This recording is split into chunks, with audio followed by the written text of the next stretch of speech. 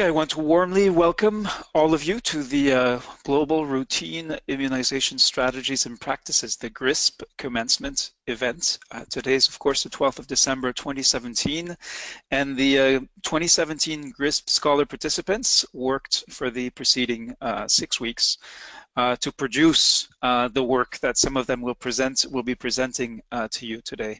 So just a few ground rules, and this is to kick off to all of the course has been very much about involvement, engagement, and participation. I'd like to ask you if you could type in your city and country where you are connecting from into the chat window.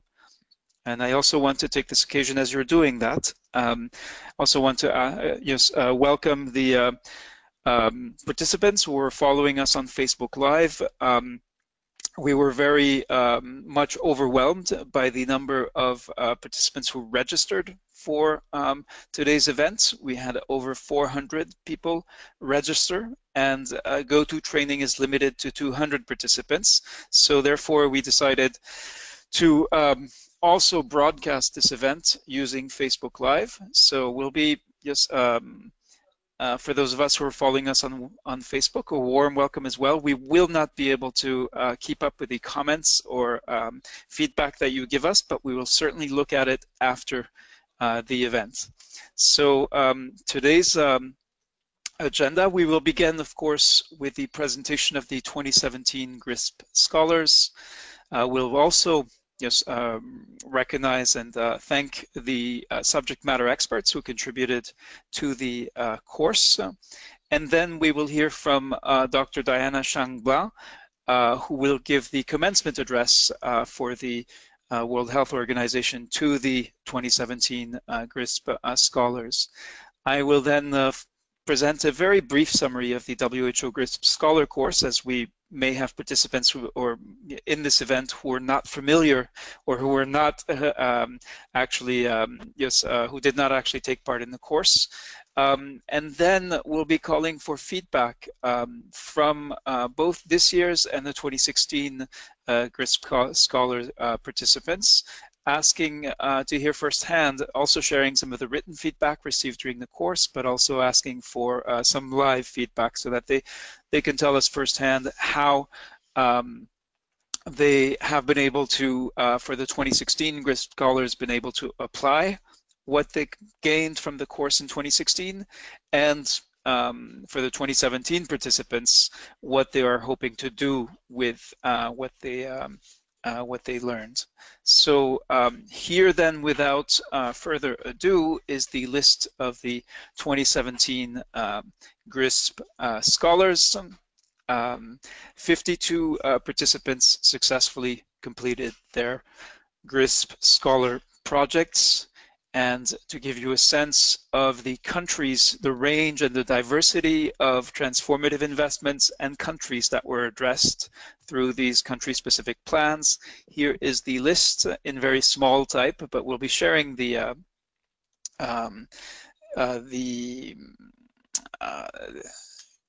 slide deck afterwards, and you'll receive it. Anyone who attends the full event will be receiving it afterwards.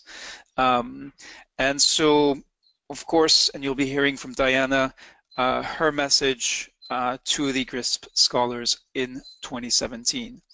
Now, contributed to this course, in order for a course like this to happen, we had a number of subject matter experts who contributed.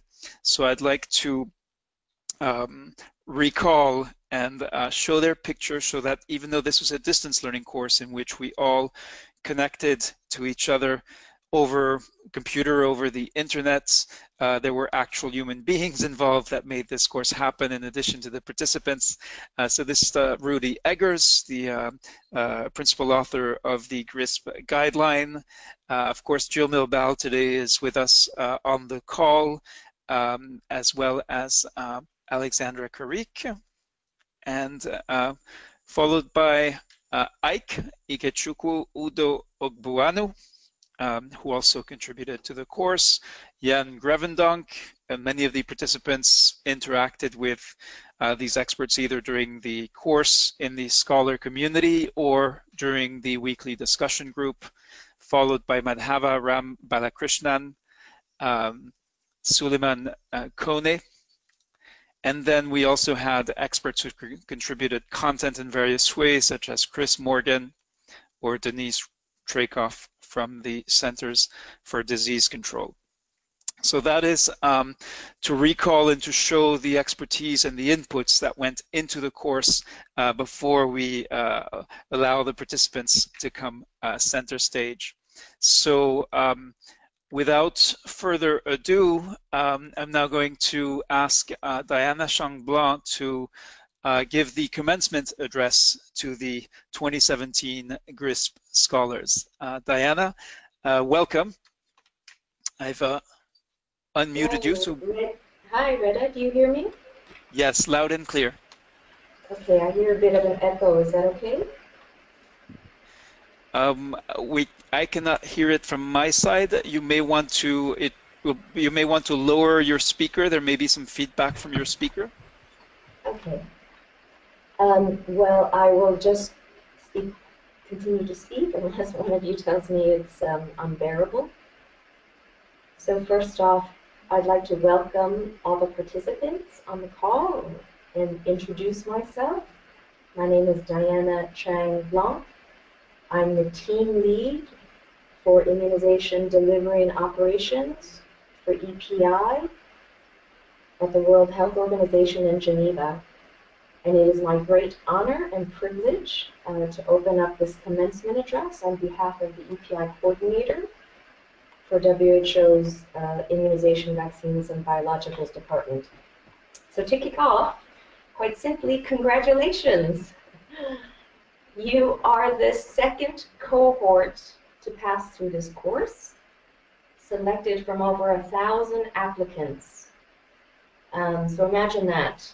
Out of 1,000 applicants, we've had 96% who started the course, and you are the 52 resilient ones who have actually completed the course, representing 27 countries across the globe. So over the 6-week period of 16 October to 1st of December, you have collectively peer-reviewed 52 country-specific action plans, which Reda showed on the screen, focusing on the range of transformative investments that are possible in the countries that you've targeted.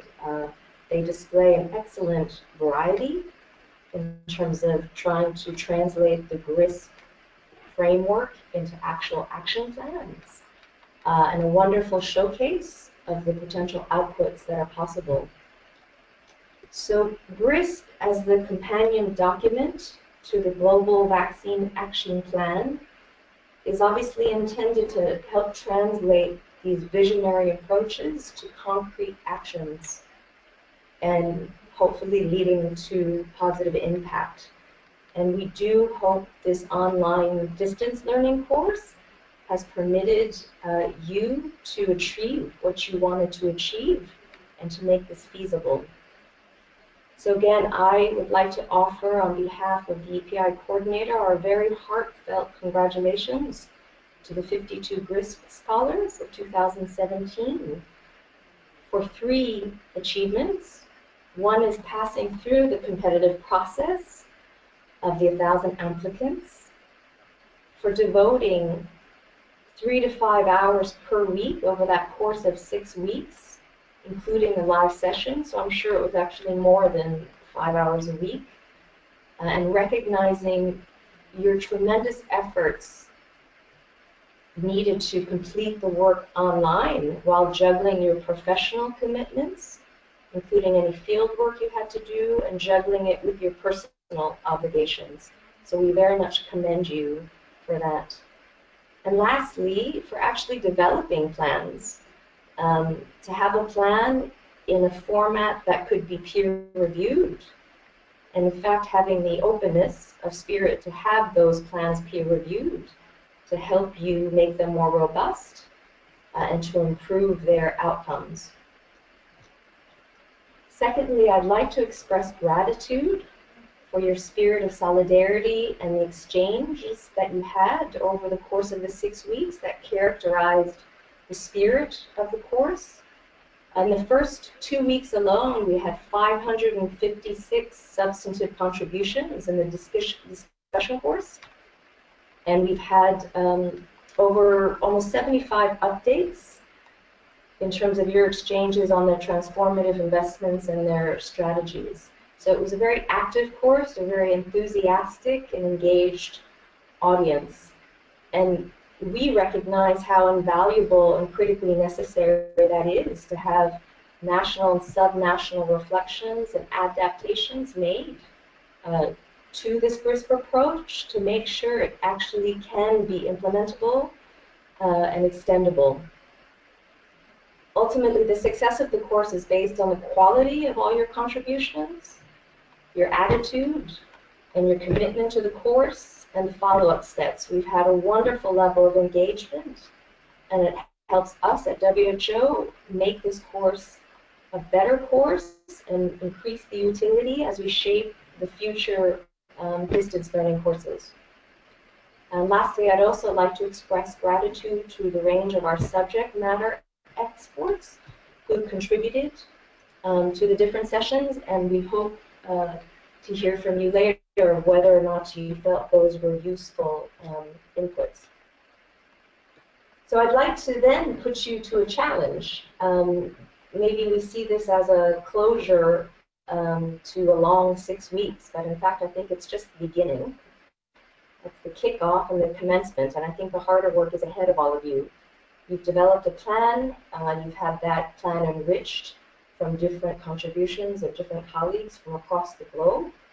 And now your personal challenge is to keep the momentum and the enthusiasm generated from this course and be able to shift gears into implementation and to navigate what's necessary to actually gain traction on the plan that you've envisioned.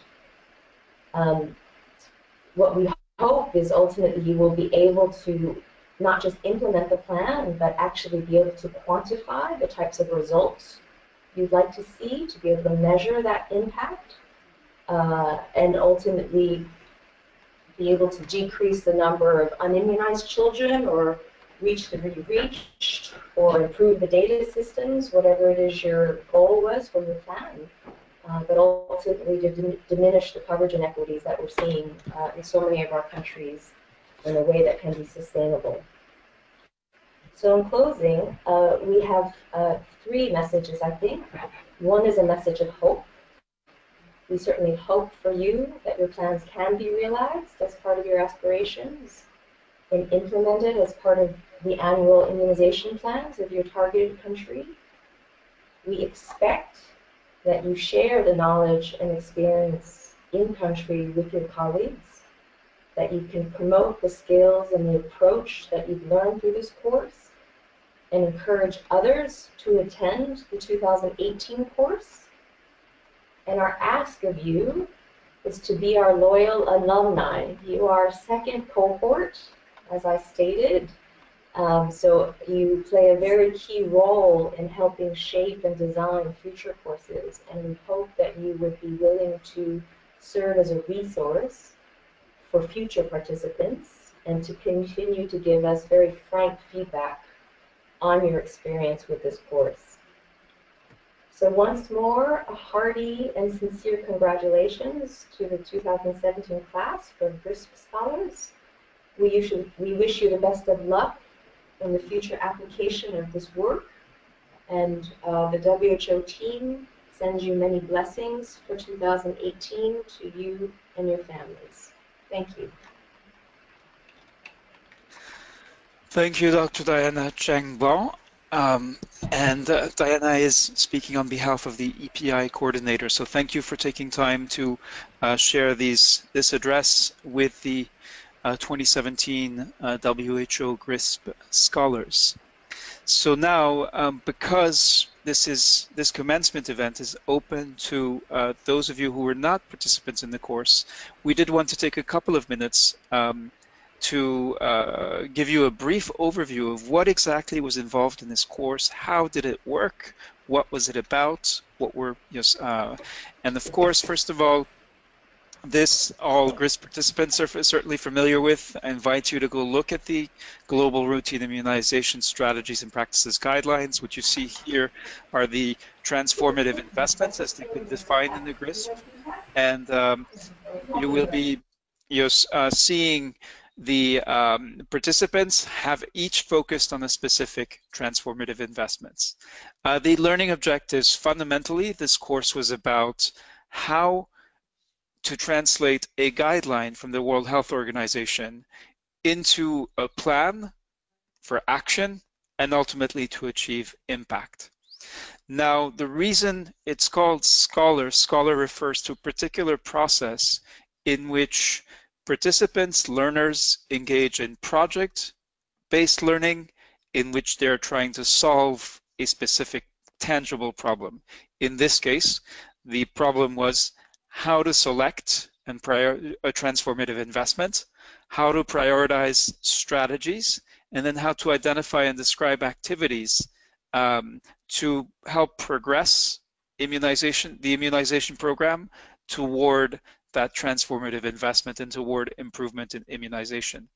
So the way this was set in motion is that participants in the course developed a plan, they wrote a plan using a rubric defined by WHO subject matter experts. Here, and the rubric defines what is a good plan. Once drafts were submitted, then each participant, each author became a peer reviewer looking at the plans of 3 colleagues who could be from halfway around the world or next door, and having to formulate constructive, specific feedback that would then help each of the authors improve their plan in step 4, which is the revision and perhaps the most important one, in which each participant had to take everything they learned from the community dialogue, from giving and receiving feedback, from the weekly discussion groups, and use that, harness that to actually improve the initial plan. Along the way, many participants also did self-reviewed, so took a critical eye, the same critical eye they had applied to their colleagues' plans, and went back a step and examined their own work using what had informed them, what they had been learning along the way, and were able to do a self-review that gave them new insights into how to improve. Last but not least, and this commencement is part of this step 6, once we are done with this work, we've actually produced something tangible, specific, actionable, that hopefully will be relevant to the individual immunization programs that each of the participants operates in. In terms of time, this is how a 6-week course schedule looks like, and this is the very tense schedule that I'm sure many GRISP participants will recall in the future. 6 weeks of intense, concentrated work. There's no way to simply attend the training. There's a necessity not just to ingest information, to learn about the guidelines, but to actually produce knowledge, to actually produce tangible, specific, actionable planning suitable for incorporation into the national immunization planning. So we invited the 2016 Scholar participants to this event, and they were the first group. So as with any pilot, any first time, they were quite an exceptional group and produced 276 pages of country-specific action planning around the 9 transformative investments, and produced 50 plans. Now, the last course participants, and we'll be hearing from them firsthand because many of them have joined the GoTo training session. There may be others who are listening to us on Facebook Live, but who we won't be able to hear from. We'll be looking at their comments afterwards.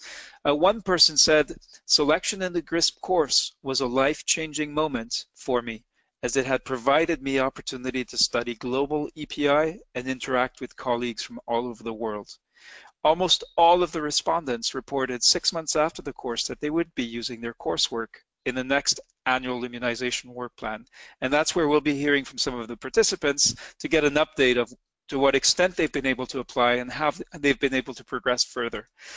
Now, in 2017, the 52 completers, 52 GRISP scholars produced 390 pages in 6 weeks. And in this case, we scaled up in a number of ways. So for example, we had over 1,000 applicants from 70 countries. And again, in 6 weeks, the participants who were selected by WHO produced specific, tangible, actionable plans for 52 countries. And we'll be hearing presenters amongst them too, who will actually give short oral presentations on some of the plans. So just as a reminder, this was a very rigorous course. There were many certification requirements, but the key to certification was actually producing a quality activity plan. And this is what this the achievement of the GRISP scholars reflects. Now, we do have some feedback from the 2017 GRISP scholars, but before we look at the written feedback, I'd like to invite the 2016 GRISP scholars, and I am going to go first to Aliou So to hear from him two things. One, what was his experience of the course in 2016? What did it change for him? And second, how has he been able to use or apply what he learned in from his participation in the course? Aliou, you'll have to unmute yourself.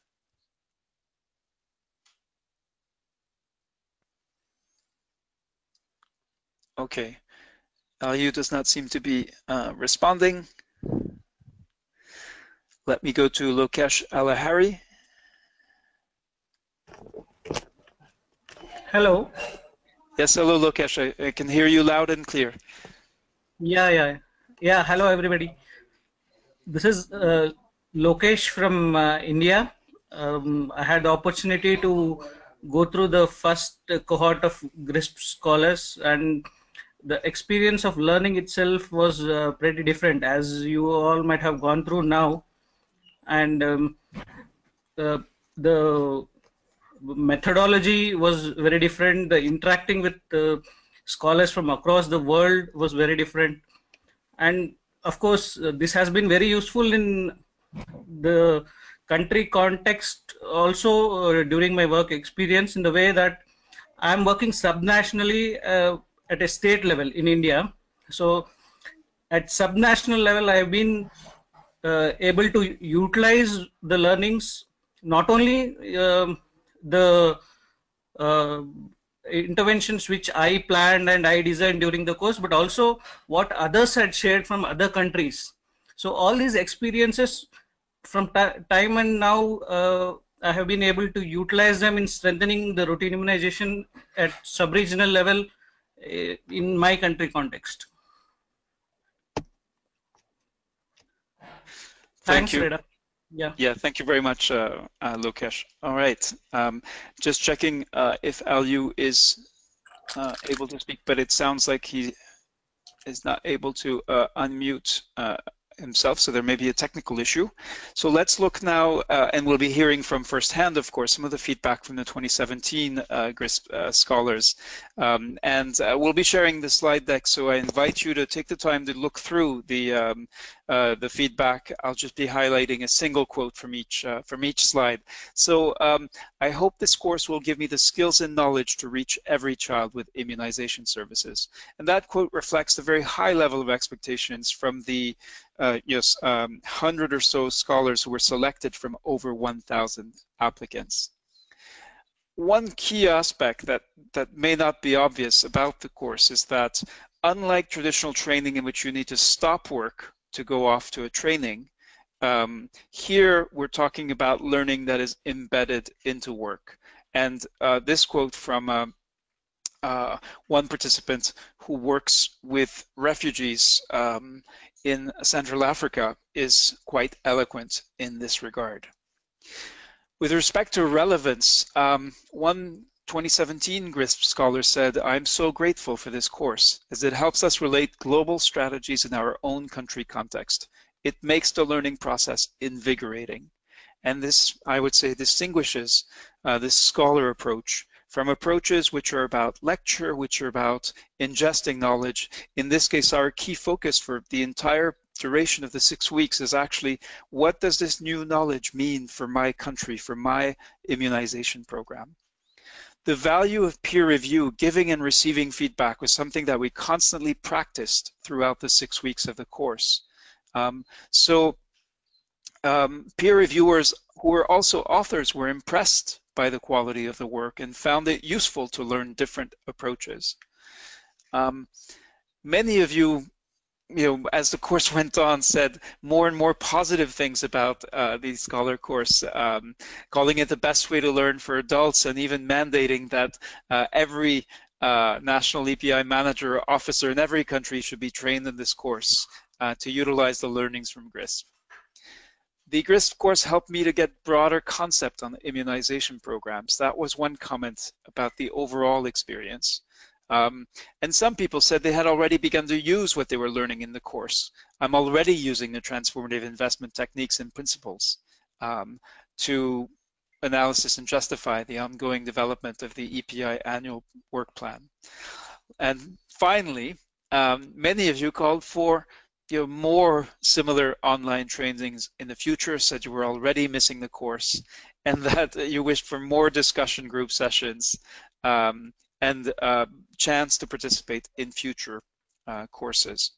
So now I would like to, before we move to the participant presentations, and there's a little surprise before the presentations that I'm going to be pleased to share with you. I would like to ask the 2017 GRISP participants who would like to share their firsthand testimony. You gave very constructive, very good feedback throughout the course. We'd love to hear from you now, and also while Diana is still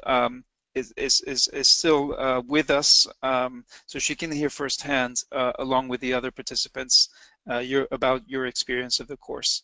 Paul Sengik, welcome, and please go ahead. The floor is yours. Yeah, thank you very much. Again, I want to be very thankful and grateful to all the course directors. One major testimony I have is that I'm not now working in the Ministry of Health. I'm an NGO after having worked as an M&E officer in UNICEF for some time. But when I went to UNICEF and talked to the EPI program manager, he himself has been applying for this course, this online course, over the past 2 years, and he was not able to do so. By you having given me this opportunity, he was even much more determined that next year he's going to apply from UNICEF Sierra Leone. So I want to be very grateful to my colleagues who, having listened to all of us and supported each other, particularly in the reviews, we believe that we're going to be better people in implementing EPI programs in our respective countries. Thank you very much. Thank you very much, Paul. Could you say something about what you gained from the course that you're going to be able to apply in your work? First of all, is to be able to look at the issues that will bring greater impact to immunization, identifying the transformative investments, and not only identifying them, making sure that you justify them and prioritize strategies for them. I think I should be able to do that for each and every other program that we may be working with. We want to see what brings impact to the aim and objectives of the program that we'll be doing. And we should be able to justify and prioritize, of course, among many strategies, we will be able to prioritize and justify them for the activities that we want to do. And most importantly, have an M&E plan so that at least it gets measured after the activities get done. Okay, thank you very much, Paul. Thank you very much indeed. All right, are there other 2017 GRISP scholars who would like to comment? Of course, you've been in many discussion groups by now. If you'd like to hit the raise hand button. Yes, indeed. So Envoani Cornelius Ali, welcome, and the floor is yours. We'd love to hear you share your experience of the course, especially with respect to what you gained that you'll be able to actually use in your work. Good afternoon. Good afternoon, everybody.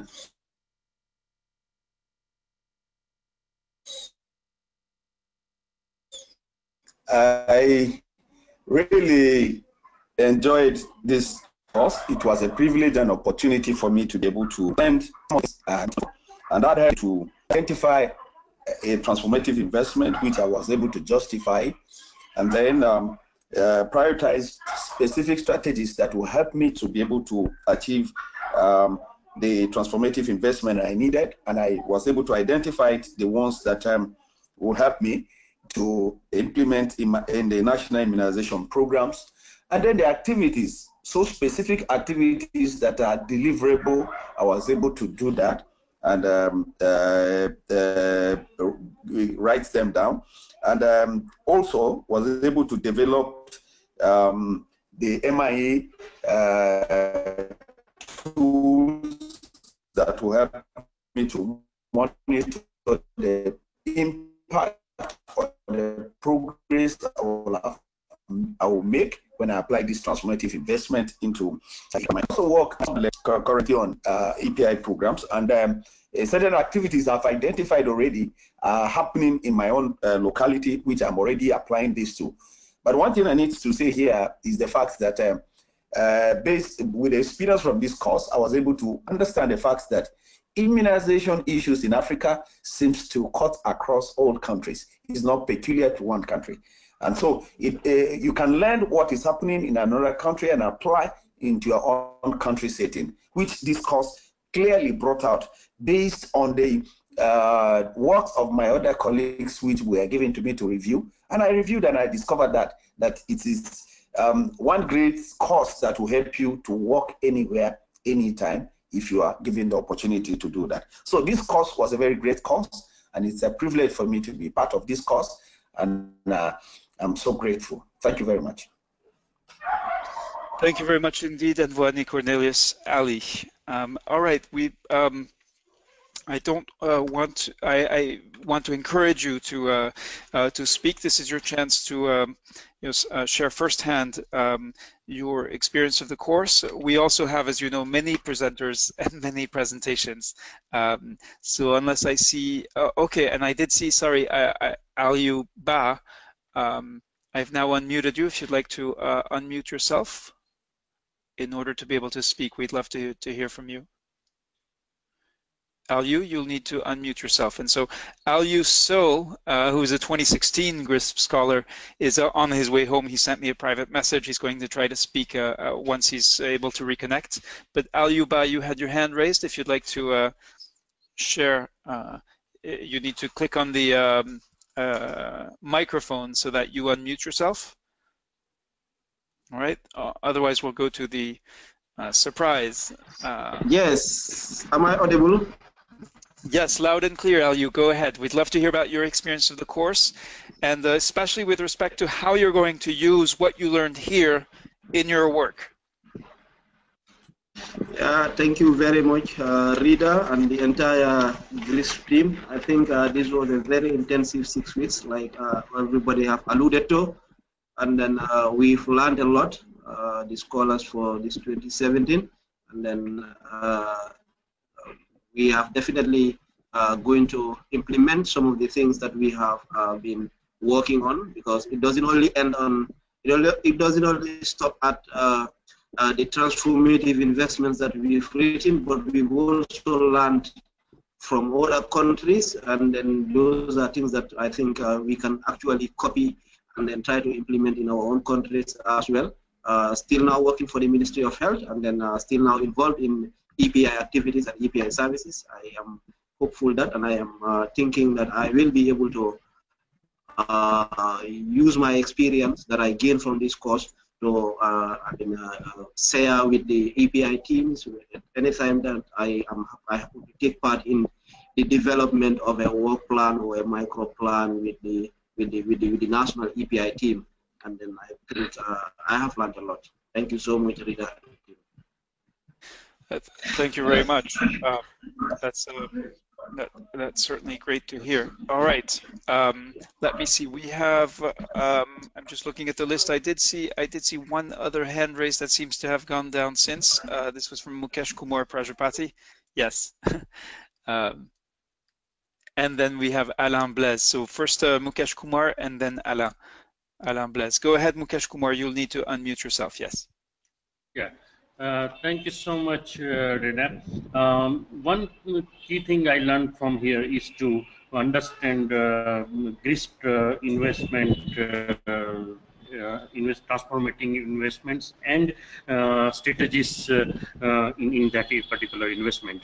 So that helps me to understand whole GRISP strategies and activities under this one. Second thing I learned is to prioritize.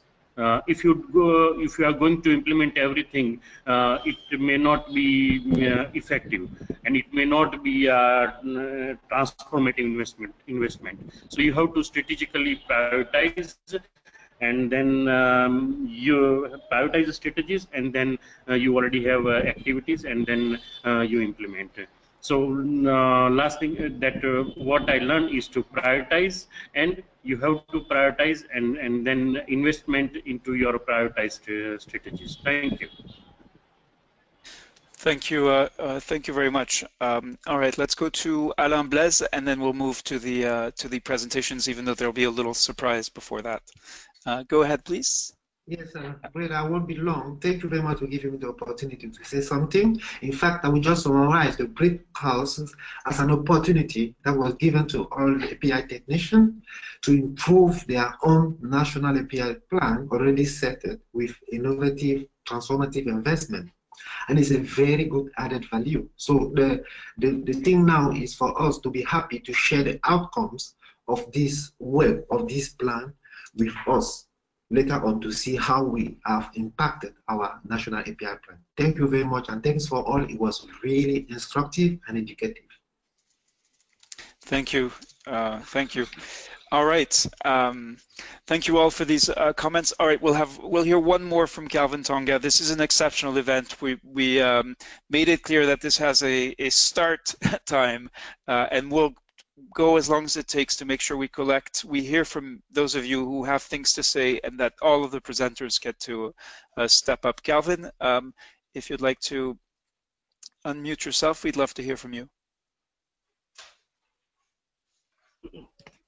Thank you very much, and good afternoon to everybody. I want to say I'm very grateful for the course, and it has been very helpful, especially as our country engaged in the revision of its CMYP, and we started using these GRISP strategies in this revision of our plan, and it was something very interesting and very nice. I would like to say thank you. Thanks to the facilitators, and thanks to all the other members of the course. It was very enriching, and we hope to have more of this kind of course to reinforce our capacities and to help us develop many other, our knowledge and our know-how in many other aspects of immunization and health activities. Thank you very much. Great, thank you, Calvin. All right, so that's great feedback. You'll be receiving, of course, a request for anonymous post-course feedback, and we'll be yes, we're very interested in hearing from you on how to improve future offerings of this course. And I do want to mention that for if you have Francophone colleagues, we will be offering, WHO will be offering a French version of the GRISP Scholar course in early 2018. So now the surprise is the GRISP Scholar music playlist. So this kind of happened spontaneously in 2016, where we realized that, you know, from sharing together beyond the formal technical aspects of GRISP, we also discovered that there was so much we had to share across borders between countries, and this manifested itself in the form of a YouTube playlist in which each GRISP participant was invited to share their one song from their country. Some people chose a song about immunization, but that was not a requirement, and so I want to share now the link to the 2016 music playlist. So I invite the 2017 participants to discover it, and all of the people in attendance for this commencement will be receiving the 2017 playlist as a kind of going away gift for participants, but also a way to signify the the cultures that we carry and their strengths, and how these strengths can help our professional work as well as our societies progress and move forward. So now the moment you have all been waiting for. We have a roster of 16 presenters who have been nominated or who nominated themselves and to present their country plans. And this is the list in this particular order. And what I've done is I have gone back and looked at what you said when you applied for the course. So obviously knowing the odds that basically 1 in 10 would be selected, there were a lot of, it was a very important moment for you to express how you could see this course helping you and why you might want to participate, as well as clarify what your role is with respect to your country's immunization program. So Envoani Cornelius Ali is going to be our first presenter on presenting on the country of Nigeria and the transformative investment of community involvement. He's selected to do only an oral presentation. Now, unlike the weekly discussion group where there was some leeway, I will be very harshly and very impolitely cutting you off at the 5-minute mark. So my suggestion for these presentations is that you keep a clock or use your watch or phone to keep track of time and stay on the clock. If we do not do this, then this event will go on forever. So I'm sure that collectively we can all agree to proceed in this manner. So I'm now going to unmute Envoani Cornelius Ali, and here you can see a tiny little picture on the bottom left. Good afternoon, everybody. Yes, good afternoon, Envoani. Before I start the clock. Yes. Before I start the clock for you, just want to recall what you told us when you initially just expressed interest in the course. So you said that you provide support to country Ministry of Health staff involved in the development of the EPI annual immunization plan, and that you've been involved in immunization activities, both routine and supplemental services. So let me set the clock to 5 minutes, and if you are you ready? Yes, sir. All right, I'm now starting the clock. You have 5 minutes. Okay. My selective transformative investment was improving the coverage of new vaccines by encouraging uptake in all communities in Nigeria. The focus is to maximize the reach of communities with all the vaccines, especially the new vaccines that have been introduced in the RI schedules of my country, Nigeria, and ensuring that their uptakes are encouraged.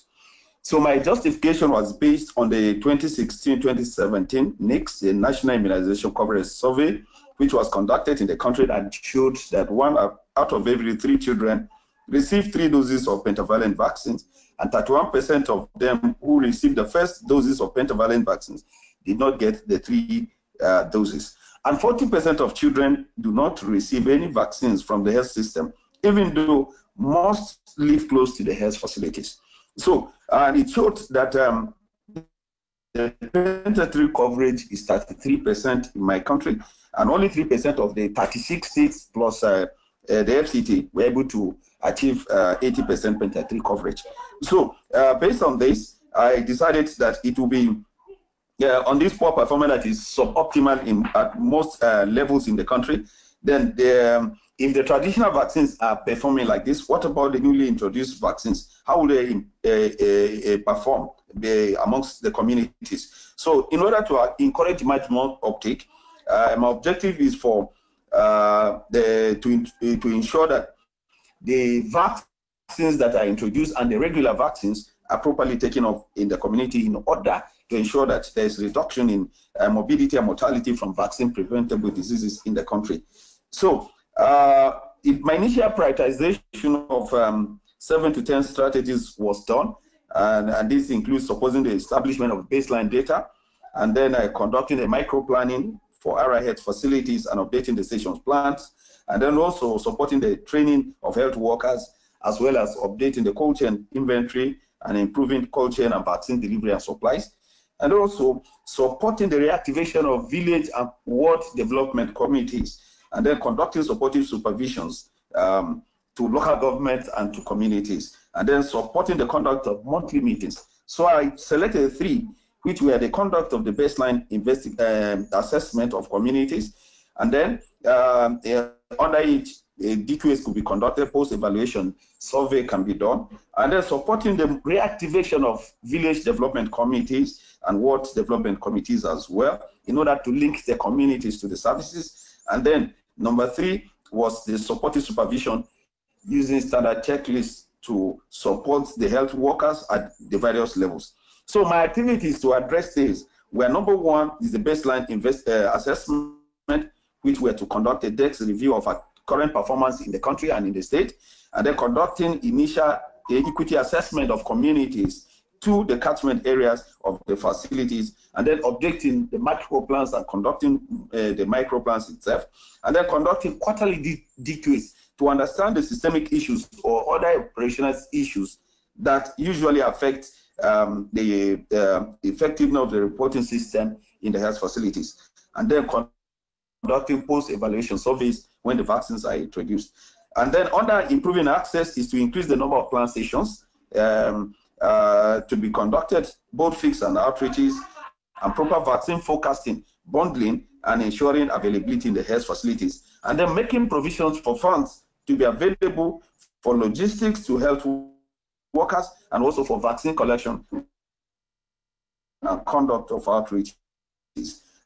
And then conducting intensification of activities in areas that have been known to be performing poorly or having access. Also establishing reporting system, which would write from the facility level to the state and to the LGA, as well as number 2 strategy, the reactivation of the village and ward development committees, which will involve their training, capacity building, their formations with terms of reference to guide them, and then engaging civil society organizations to support them in developing, and then developing a default tracking mechanism that will involve recruiting TDAs to support the process. And then number 2, the supportive supervision aspect is for us to institute it and then plan for it and budget for it in a CYMPs, and then scaling up the number of supervisory visits as well as data analysis. Then the MIE is to monitor the various aspects, the number of LGAs with complete baseline data, and then the monthly review meeting is conducted.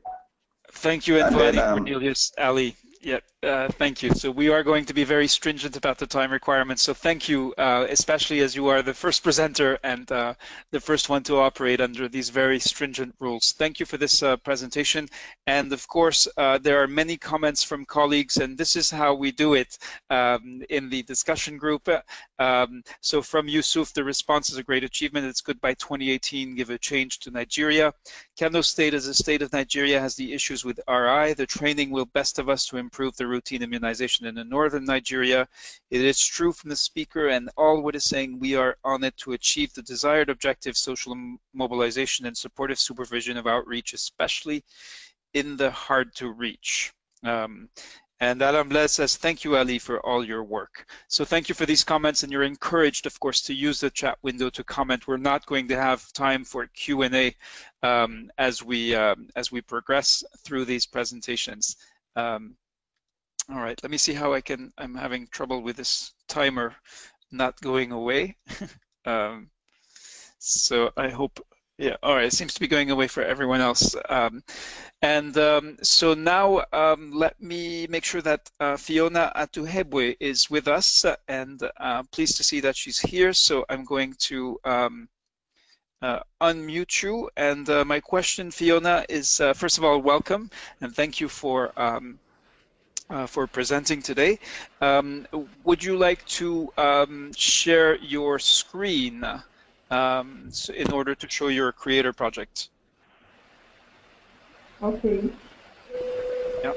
So I'm going to make you the presenter, and again, I believe that, so you now need to accept the prompt in order to share your screen. I've accepted. Yes, here we go. All right. Okay. And I'm here now? Yes, yes, indeed. So for those of you who are not familiar with Scholar, who are watching us either in GoToTraining or on Facebook Live, what you're seeing is a creator project. So this is what participants focus in doing their work, producing something tangible. It can be an action plan, a strategy, a case study, a concept note, whatever it may be. And so Fiona is going to have 5 minutes to present this. And Fiona, please keep an eye on the time, as I will be ruthlessly and very rudely cutting you off at the 5-minute mark. Are you ready? Yes, I am. Thank you very much. Right. Okay, so my project was about my selected transformative assessment was strategies to reach.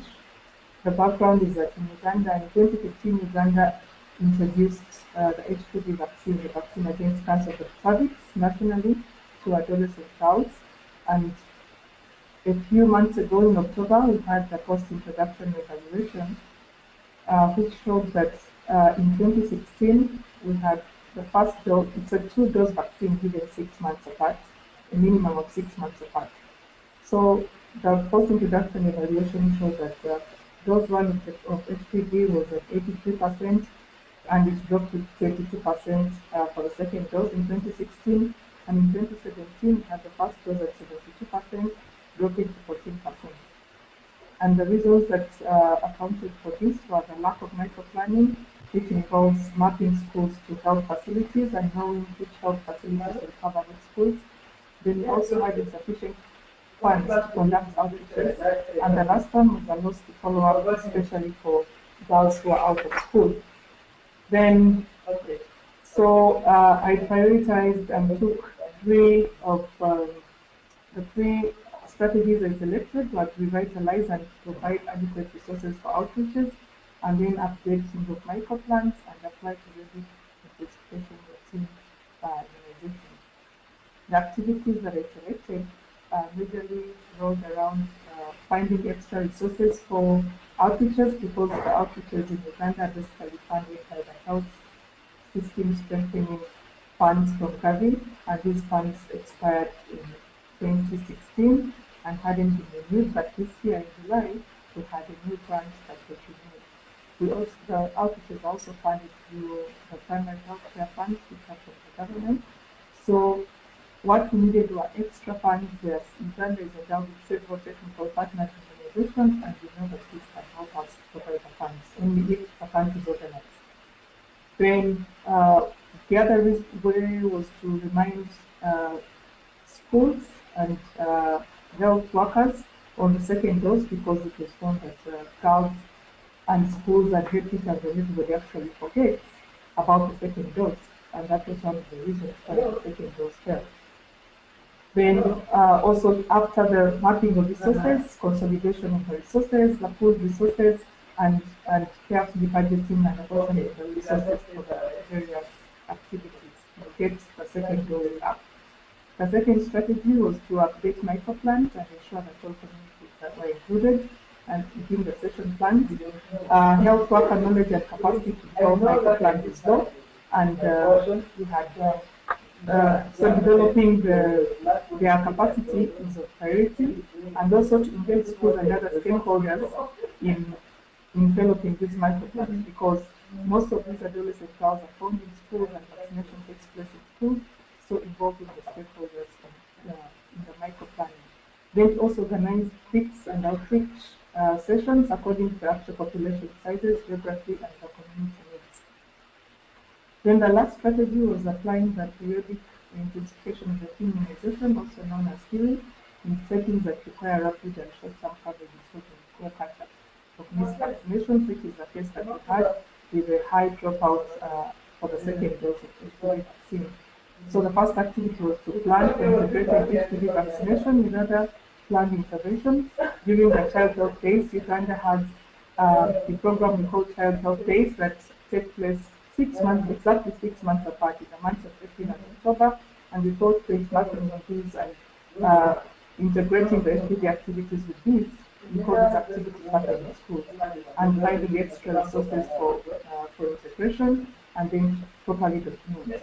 For the monitoring and evaluation, we have good supportive supervision mechanisms designed at all levels, and we thought one of my major indicators was to ensure that 80% of all health facilities and districts have updated their microplans by the end of 2018 and 100% by 2019. And this can be done because it's already planned with the new vaccine, because it happens with the new vaccine introduction. Next year, the country is introducing the rotavirus vaccine, and we hope that the microplans will be updated. Just this is to ensure that they are updated, including the dose and trials and schools. Thank you very much. Okay, with 3 seconds left to go, thank you very much, Fiona. Unfortunately, there was background noise, and some of the participants reported they had difficulty with the sound quality, but they're also from Alex Jagba, congrats, super presentations so far. Then Calvin Tonga says, congrats, Fiona, thanks for your contributions. It was a real pleasure participating in this course with you. And from Alain Blaise as well, dear Fiona, well done with your presentation. And that's really a testament to the kind of solidarity and collaboration we saw throughout the course. So now let me go back to identify our next presenter. So let me go back to the commencement slide deck, and so thank you to Envoani and Fiona. Our third presenter is going to be Nashia A. Gafour, and about strategies to reach in the Maldives. She is directly responsible for the development of the annual EPI plan and has been working in the National Vaccine Program of Maldives as a project manager. So let me make sure Nashia is with us. Yes, indeed. And let me see if you had indicated that you would be presenting. Okay, oral presentation only, so we'll be keeping this slide on.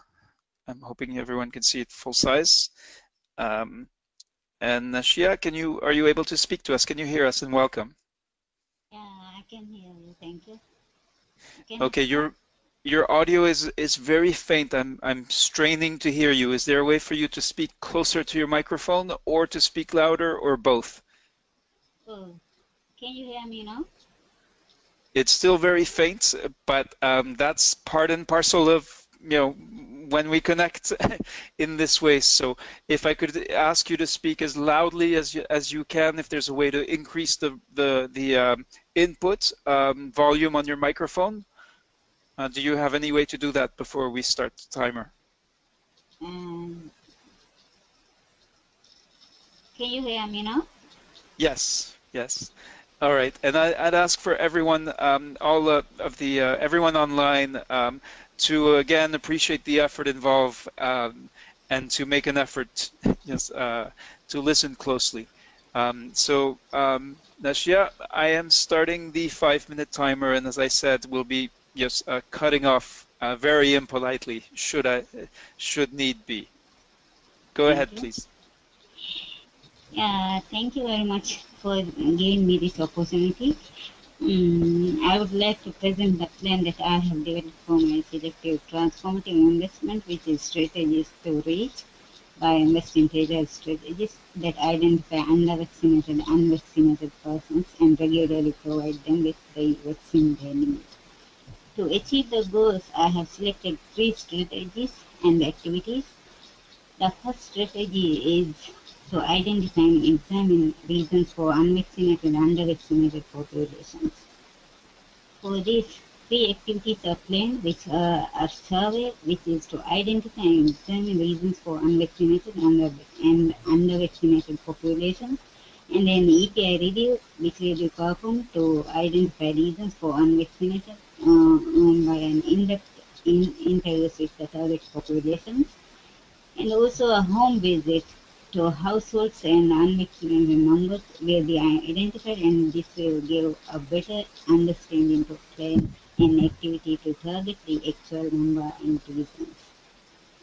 And strategy 2 is to explore health worker claimed interactions, perceptions, and practices. For this, the first activity will be a knowledge, attitude, and practice survey. This is to explore health worker claimed interactions, perceptions, and practices targeting to the selected areas where the issue is mostly found.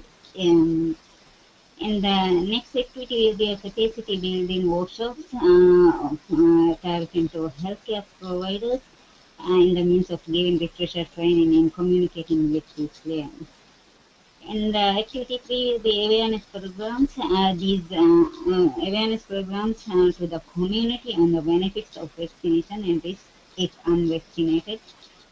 This way, I have planned to use the multimedia plus other social media programs also.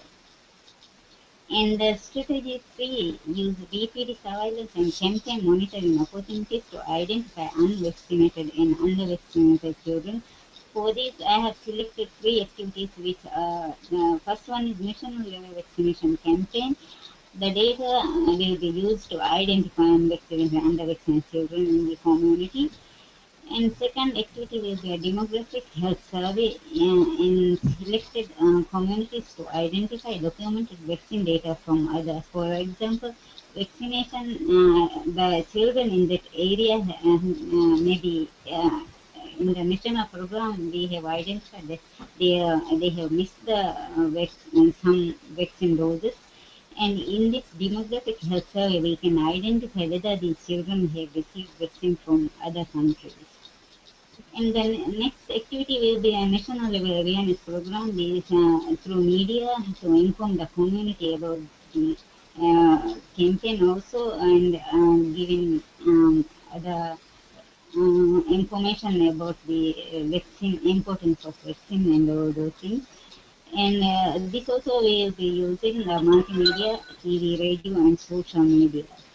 And for the stakeholders for the activities, I have selected that stakeholders will be the NGOs, health staff, and political people, mostly the political heads will be the stakeholders for this program. And these activities are integrated with each and every activity. Thank you.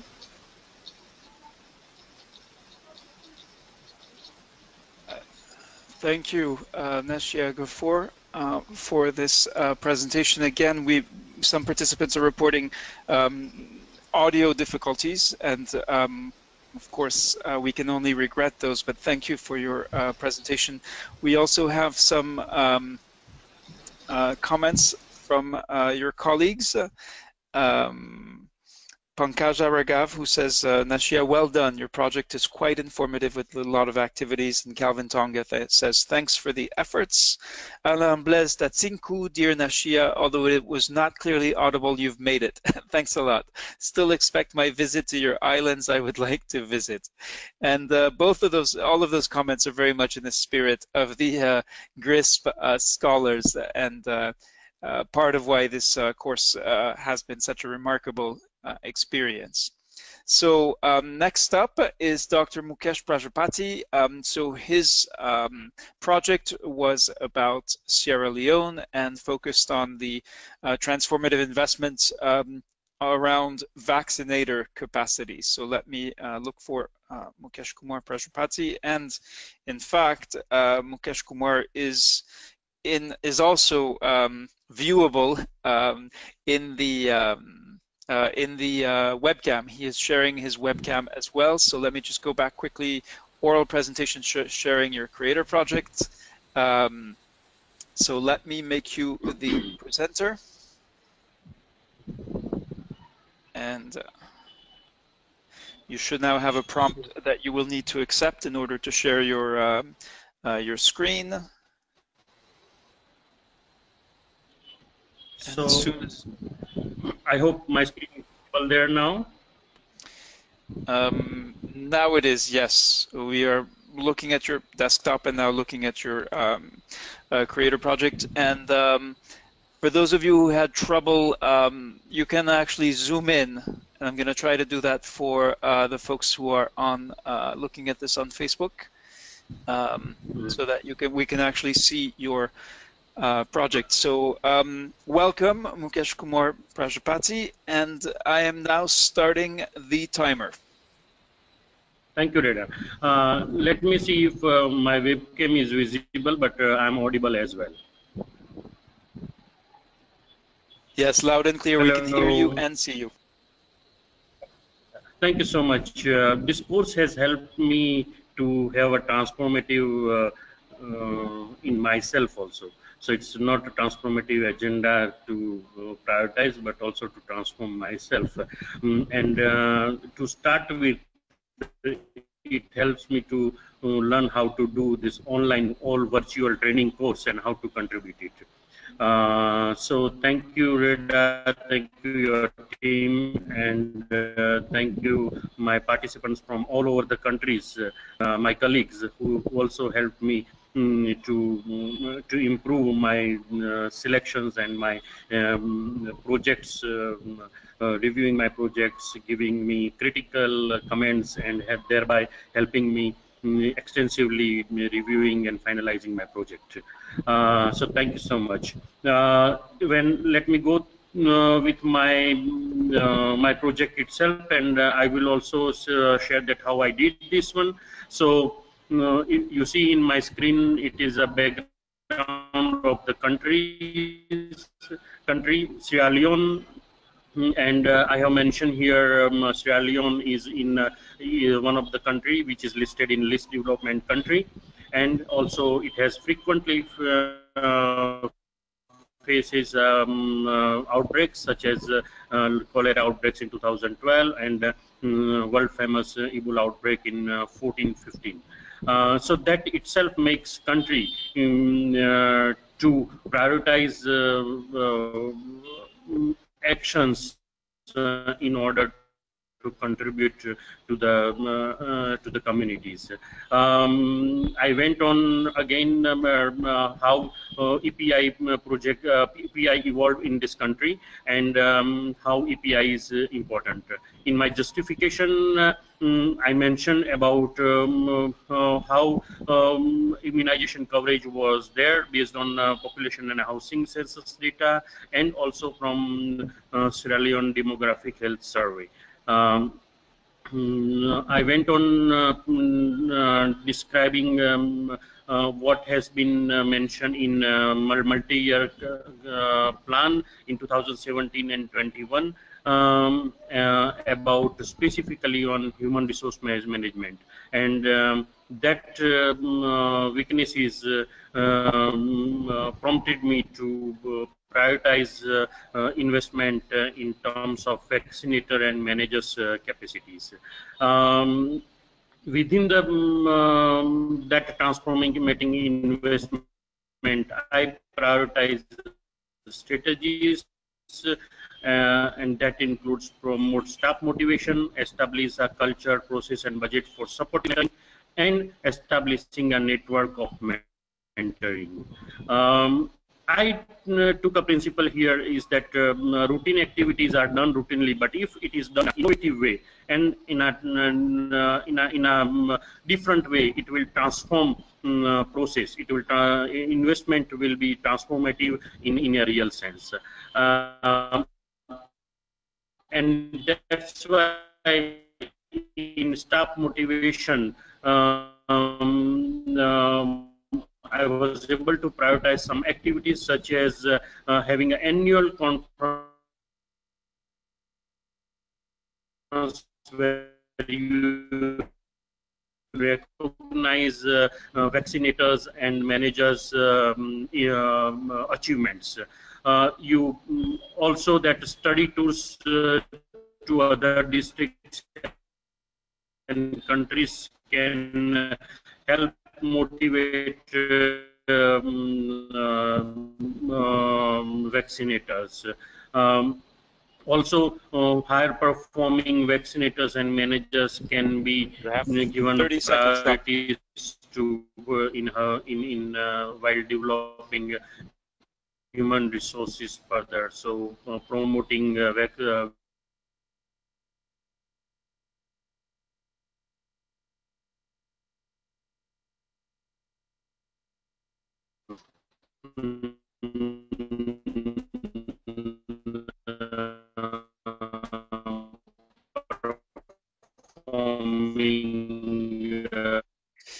Okay, Mukesh Kumar Prajapati, unfortunately you are out of time. Again, we are being very impolite, and I apologize for that, but this is the only way to stay on track so that everyone can present. We do have a comment from WHO's Alexandra Karik. Well identified, realistic, achievable, information transforming to knowledge. Congratulations, Dr. Mukesh, says Alexandra. A comment from Nashia Gafour, who says, thank you all. Sad that my presentation was not clear. Indeed, that is disappointing, but that's part and parcel of these amazing new tools we have. They all have their limitations, and we learn to live with them. Question from Dr. Shafiq Nas, and I invite you, Mukesh Kumar, to respond in the chat. Is it affected by the Ebola outbreak? Pankaja Raghav says, great efforts, Mukesh. Alain Blaise Tatsinku, dear Prajap, all the best with your innovative strategies in Sierra Leone. Raul points out again that pretty much all our presenters except the first one have had audio issues, and that's always regrettable.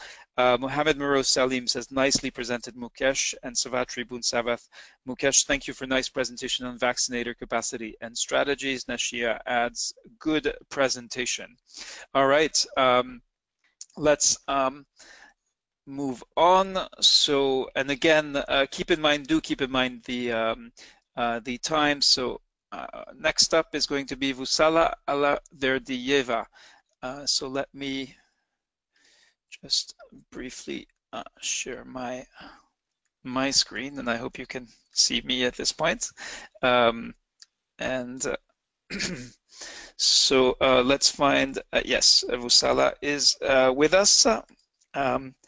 And let me just check, Vusala, you said you would have a slide presentation. So you told us when you applied for the course, I provide support to the country Ministry of Health staff involved in the development of the annual immunization plan, and then gave us some very specific background with respect to your leadership and your role in the development of immunization strategies. So Vusala, welcome. I'm going to now make you the presenter. And again, you will have exactly 5 minutes, not 1 second less, but not 1 second more. So I ask you to keep that in mind. Welcome, and the floor is yours. Okay, hello everyone. Do you hear me? Yes, loud and clear, and we can see your screen. Please go ahead. Okay, great. And I'm pleased today, first, thank you everyone and our admin team and coaches and our great colleagues who contributed to our development as well, not just develop their own project, but help us to develop ours as well. And today I would like to present Ukraine national team. My transformative investment is about capable national team supplied with sufficient resources and authority. First of all, I would like to give you a brief information about the country. It's located in Eastern Europe and actually has 45 million of population, with one of the largest birth cohorts in the Europe. Immunization schedule has 11 antigens and covers target group from birth to 26 years old. Adult immunization also provided by the country when vaccine available, unfortunately, only then vaccine available. And the country has clear intention to integrate with EU. For last few years, the health reform everywhere, actually, in the country, we see the centralization of the system, and unfortunately, immunization program performance declined significantly since 2008. In the past, Ukraine has one of the most strongest immunization program in Europe, and we had coverage rate 95 and higher, but From 2005 to 2015, due to several serious challenges, including actually immunization program crisis and conflict in Eastern Zone, as well as large complicated reform process, country immunization program declined significantly from DTP-free coverage from 2000 to 2015 declined more than 5 times actually. And you see here the latest trends and data from WHO UNICEF Estimates report published in 2016. In 2017, situation was even worse. At the end of 2016, actually, Ukraine ended up with high risk for polio, with IHR emergency listing of high risk countries for polio. Of course, countries still measles and rubella endemic due to low coverage. And finally, it is one of 10 outlier countries highlighted at the global level by a strategic advisory group of experts.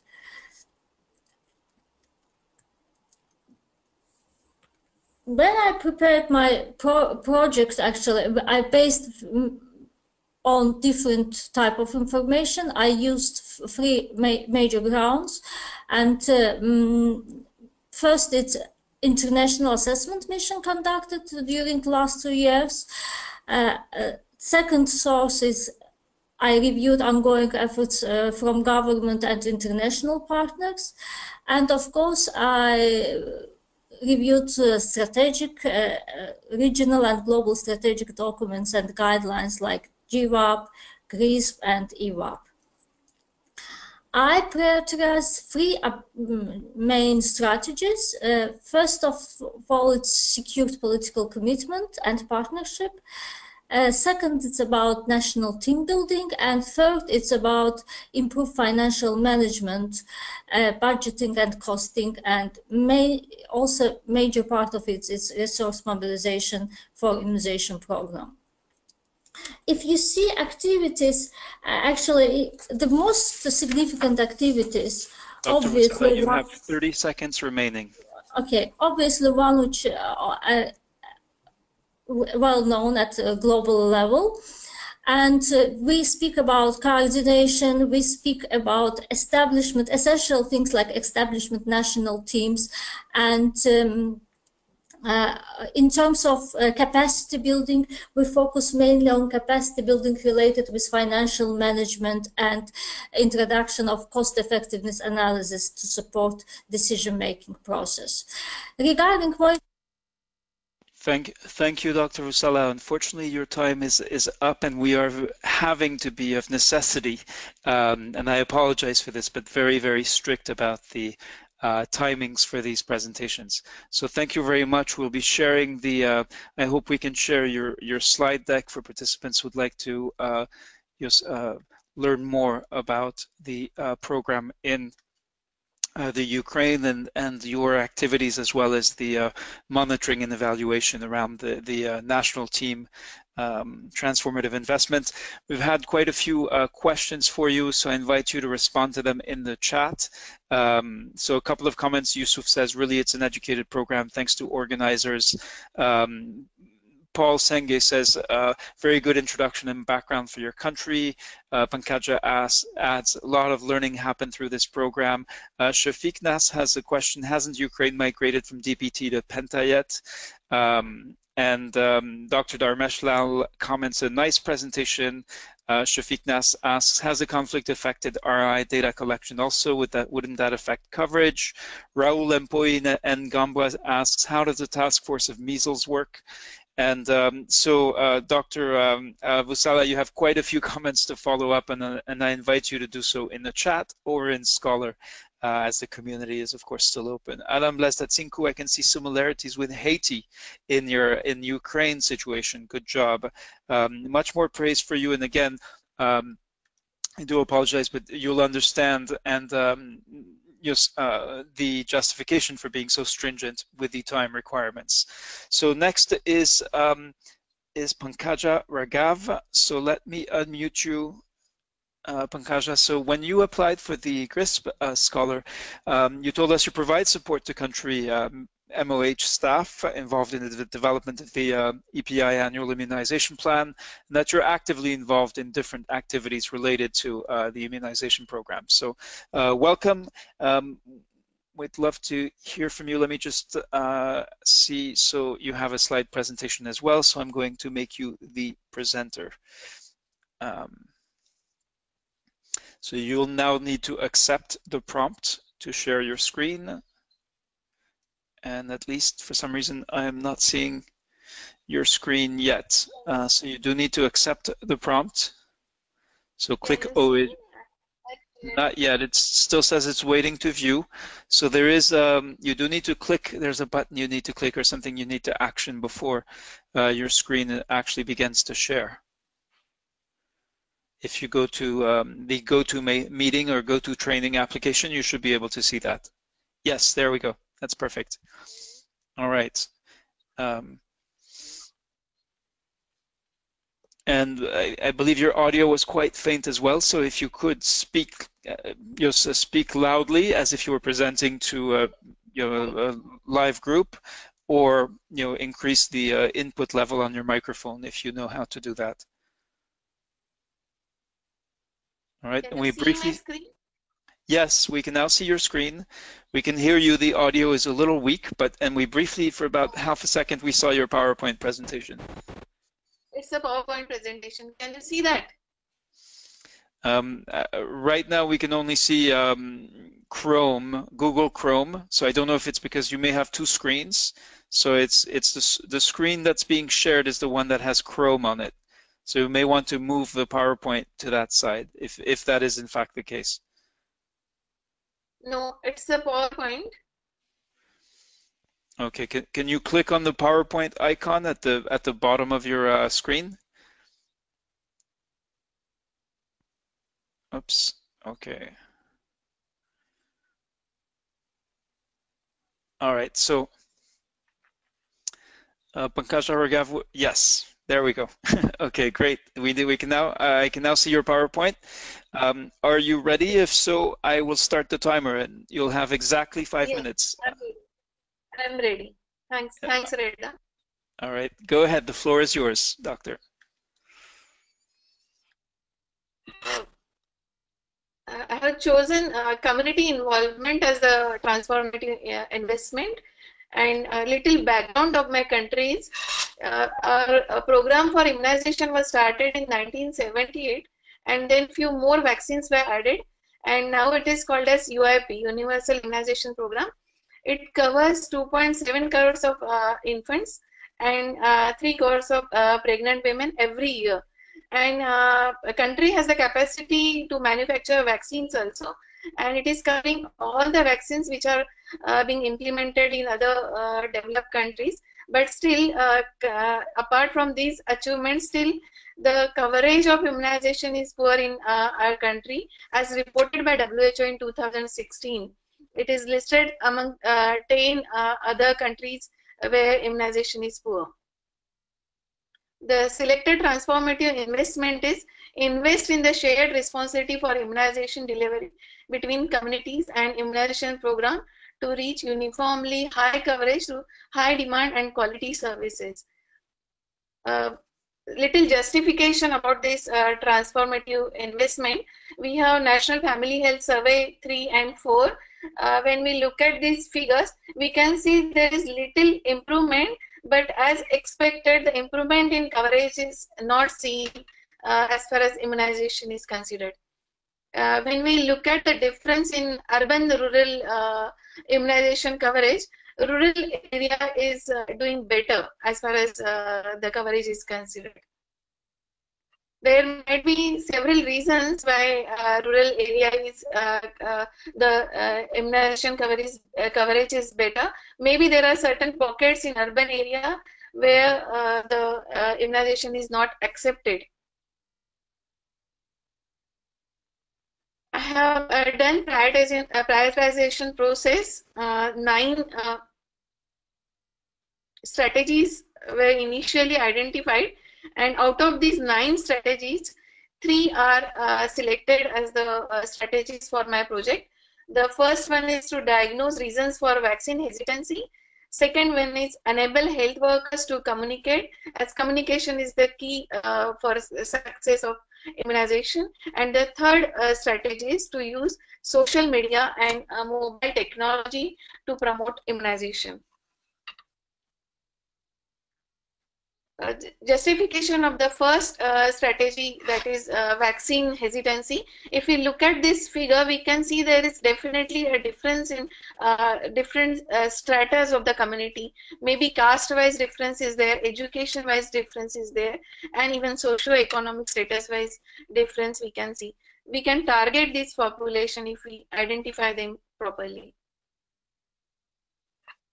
And it is seen from different studies that the population of India is has faced distrust over the government's objective related to different programs, and there are certain clusters who are refusing the vaccinations. And if we identify these high-risk pockets and apply some strategies, maybe we will be able to address this particular issue. As far as enabling health workers to communicate vaccination is concerned, if we look at this table, we can see that immunization is poor when the deliveries are not happening in the institution.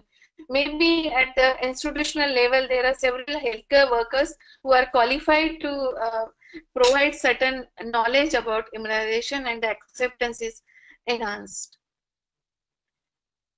Use of social media and mobile technology may help in promotion of immunization, which can be seen through this systematic review presented where they have shown effectiveness of this particular technology to enhance immunization. I have planned certain activities depending on the strategies.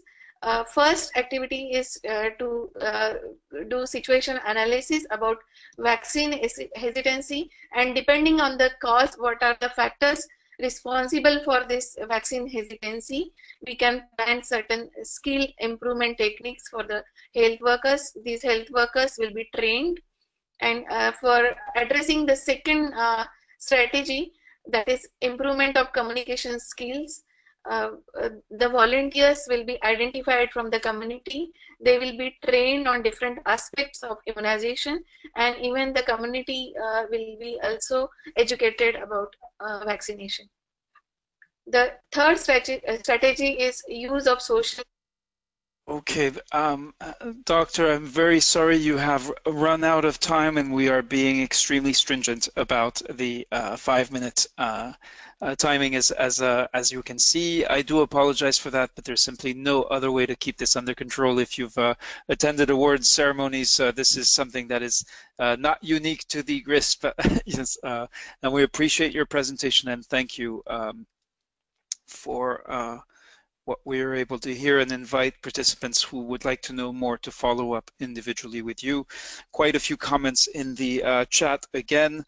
From Shafiq Nas, good presentation. More studies need to be conducted to find reasons for non-compliance in the urban areas.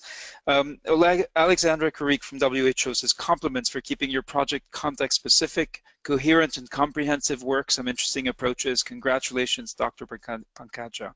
Raul Empoi and Gambwa says, very important methodology, thank you. Iyad Omer Mustafa Abdelgadir, root cause analysis are necessary for hesitancy and refusal to select best approach to solve these challenges. Alain Blaise Tatsinku adds that he agrees with Yusuf, there's a need to involve community and shared responsibility. Well done, dear Pankaja. CDNDI also thanks you, very instructive, and Al Yuso adds, who is a 2016 GRISP alum, adds very interesting presentations. I'm very optimistic that the goal of bringing up the GRISP course will be realized.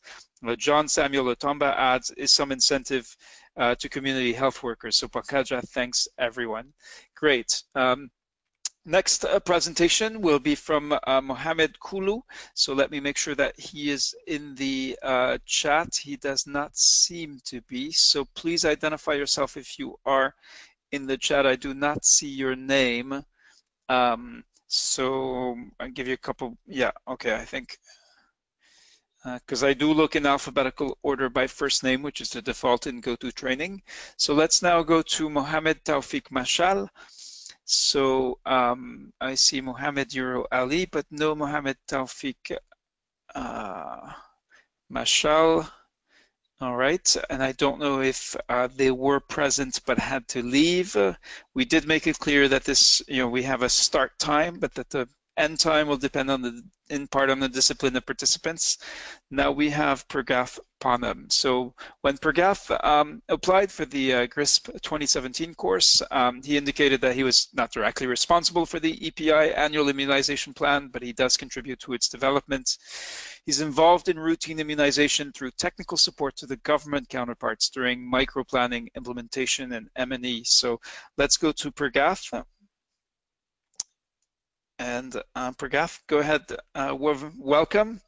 And please let me know if you'd like to share your screen for your presentation. Okay, Pragath, we'll need to, are you able to speak to us? I at least cannot hear you. If other participants can confirm you are. You do appear to be unmuted. There may be a setting with your audio setting that you need to tweak to make sure you're using the correct microphone input. All right. Okay. It looks like Pragath is not is having a problem with. Okay, and he's just said he's having a problem with the network. Okay, so that's quite a few. So let's go now to Paul A. Senge. So Paul developed his project about Sierra Leone and specifically on community involvement. So Paul has also been sharing his webcam. So thank you. Very glad to see some of the faces to go with the names that are certainly now familiar. So Paul wrote that he provides support to country MOH staff involved in the development of EPI plans. And over the years, he's been involved in the monitoring of immunization activities at peripheral health units in the country. Of late, he's been involved in the planning and immunization activities with respect to CSOs, especially in community engagement in using immunization activities. So Paul, let me unmute you and just let me know, welcome of course, and just let me know if you'd like to share your screen, please. Yes, I would like to share my screen. All right, let me make you the I would like to share my screen. Yeah. Yes. Okay, you should now see the prompt to do so, and we'll wait until. Show my screen. That yes. One? Yes. Am I on it? It's yes. Yeah. Yes, we Thank can you now. very much. Perfect. All right. So All just right. let me know when you're ready, and I'll hit the timer. Yeah, I'm ready. I'm ready. All right. The floor is yours, Doctor. Yes. So, first of all, thank you again very much for this work that we have done. And I'm ready to present on my transformative investment community involvement. The long version is there, invest in the shared responsibility for immunization delivery for increased and equitable demand for services. Of course, you know, my country is Sierra Leone, West Africa.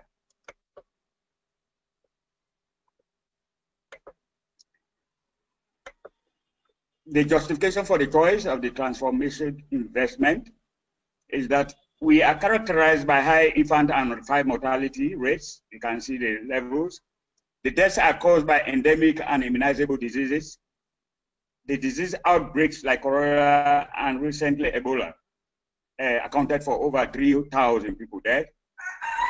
There is poor utilization of health services, resulting in drop in immunization coverages. As an example, 21% drop was recorded in Penta-3 vaccination in 2015.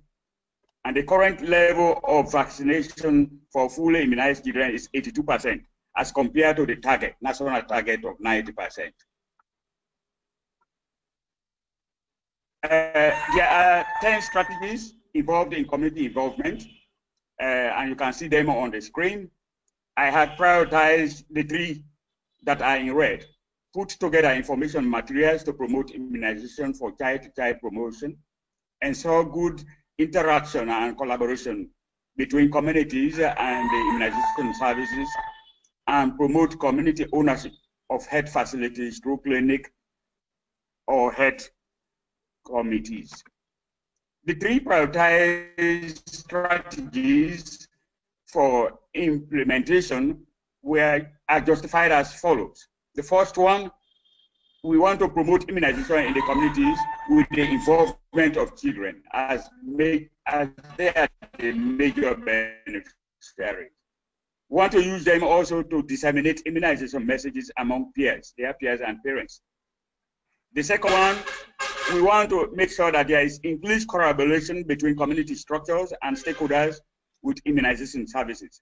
And we want to support communities to engage in high impact and effective activities in the communities.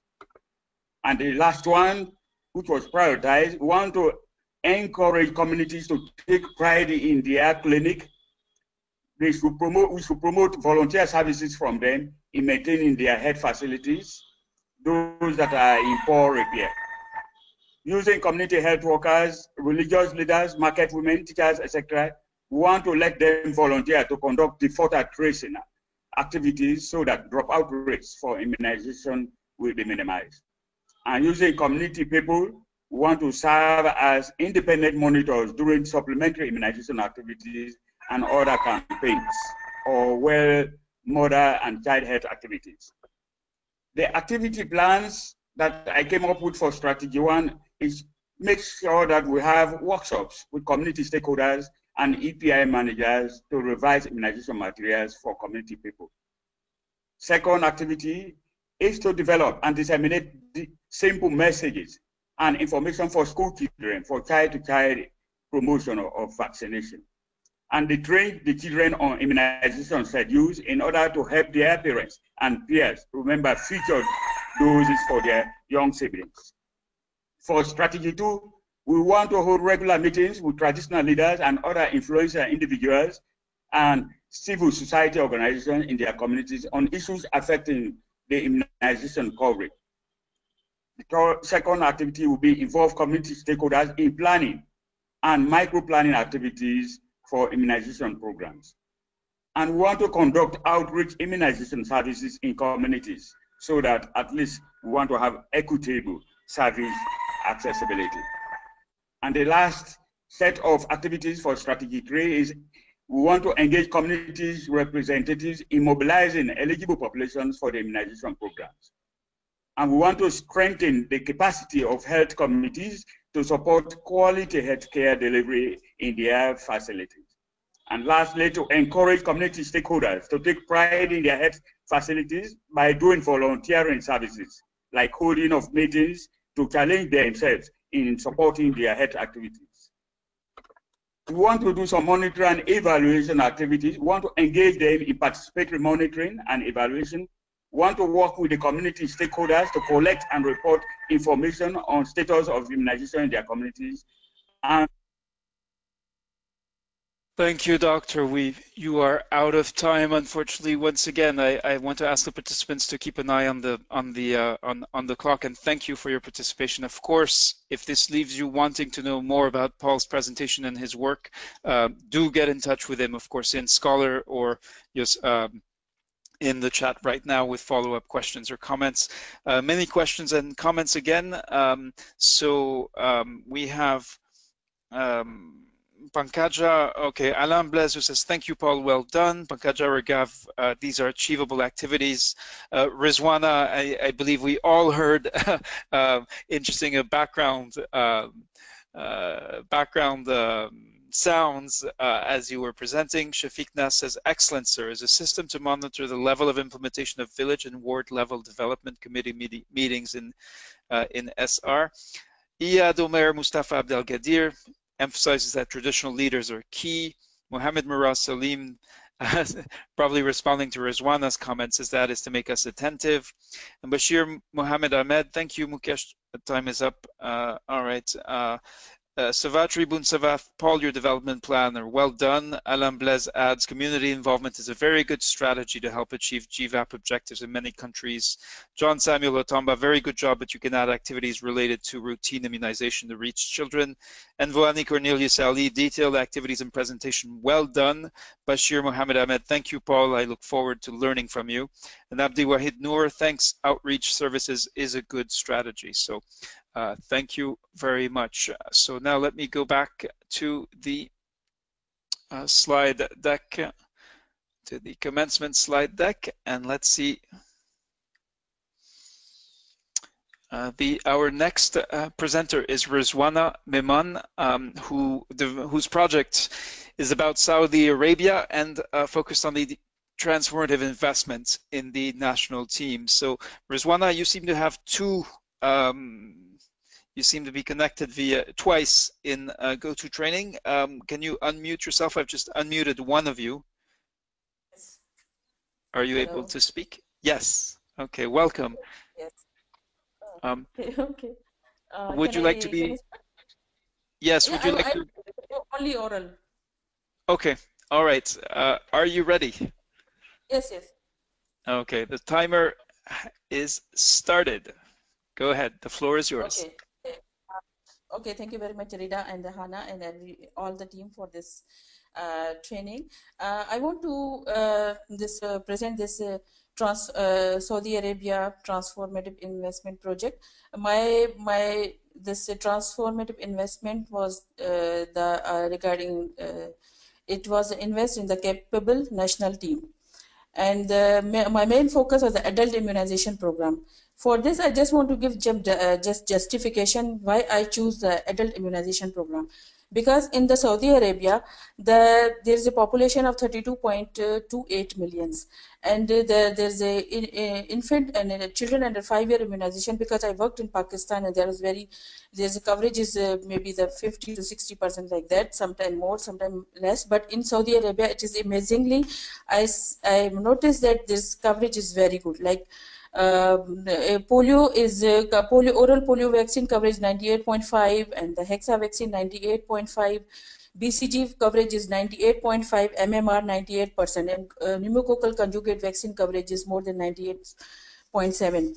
And there is very good coverage. So I was working in hospital, so I was like trying to over here there's an infection control program, they're hospital based, and also the we are dealing with the public health is mostly the surveillance and screening program. So I noticed there is a adult vaccine preventable disease are more prevalent and incidence is more. For example, that pulmonary tuberculosis, it is 6.82 per 100,000 population, and also this incidence, and also this hepatitis. In Saudi Arabia in 2007, Saudi Ministry of Health ranked viral hepatitis as the second most common viral disease after chickenpox, and almost 9,000 cases diagnosed in a year. 52% hepatitis B, 32% hepatitis C, and 16% hepatitis A virus. So that's why the adult immunization program is implemented, and in the development of adult immunization. So that's why we focus on the development of adult immunization information system for the surveillance to monitor immunization in hospital-based environment.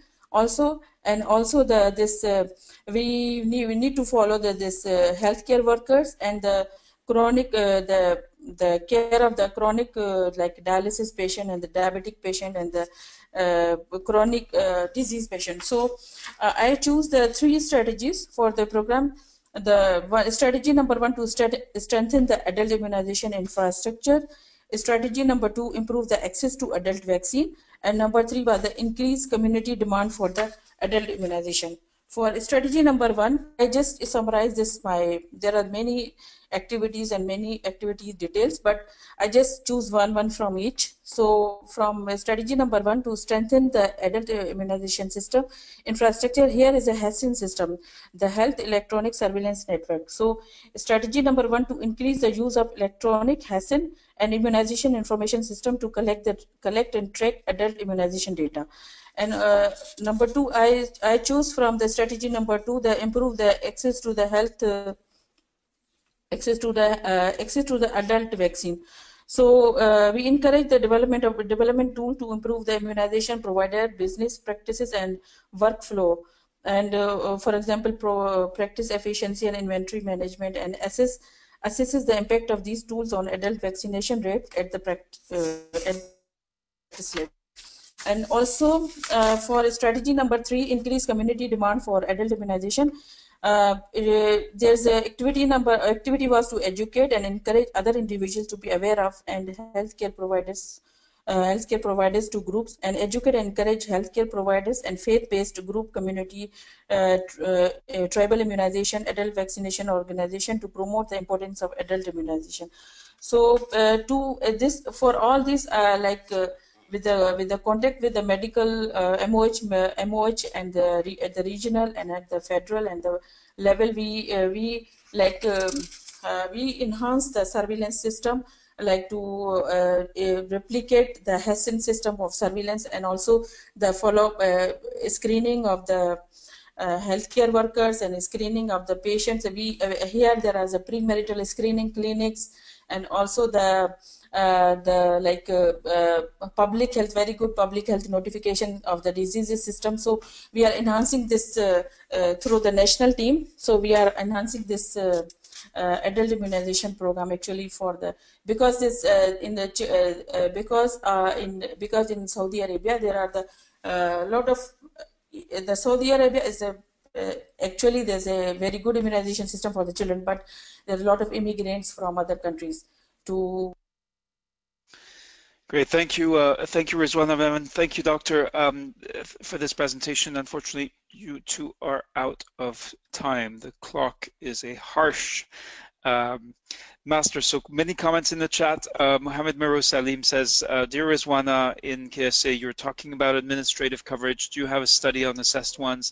And what about DQA there? So if you'd like to respond to Mohammed in the chat window, please do, or follow up in Scholars community to continue this discussion, share more about your presentation and your project. Iyad Omer Mustafa Abdelgadir points out that something is due to the influx of expats to Saudi Arabia. Shafiq Nas, adult immunization, very interesting and neglected area, well done. He says, Raul Empoi and Gambwa, thank you Rizwana for this strategy in adult immunization, very original. Alain Blaise Datsinku, dear Rizwana, very interesting to listen to Saudi Arabia EPI strategies. All the best for you and the national team. Iyad Omer Mustafa Abdelgadir, thank you Rizwana, due to high influx of visitors and expats to Saudi Arabia. Is there consideration for overseas centers for pre-visa immunization? Any program considering this issue? The comment from WHO's Alexander Karik is well-identified issue and good approach, information system, congratulations. From Savatri Bunsavath, Rizwana, national team to increase community demand on immunization is challenging. Thank you. Pankaja Ragav, it is interesting and important project. Abdi Wahid Noor, thanks. Aspects of adult immunization is very interesting and important. What is the success rate? So if you'd like to respond to these questions, we unfortunately are not going to have time today for dialogue, and I hope that's understandable.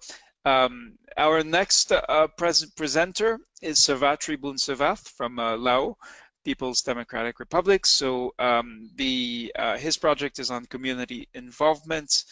He works as a public health specialist to support the provincial health department and supports his PhD counterpart as a health planning and management advisor in Khammouane province in Laos. So Dr. Let me see, Savatri Bunsavath, I'm going first to unmute you. Are you able to hear me? A warm welcome. And you may need, yes, you'll need to unmute yourself. Yeah. Good evening, everybody. Yeah, can you Yes. hear me? Yes, loud and clear. You may need to speak. Okay. Please speak loudly as if you're presenting before a group. Would you like to share your screen? Yeah. Sir? All right, so I will make you the presenter. How can I do? So you should now see a prompt asking you to share your screen. Okay. Okay.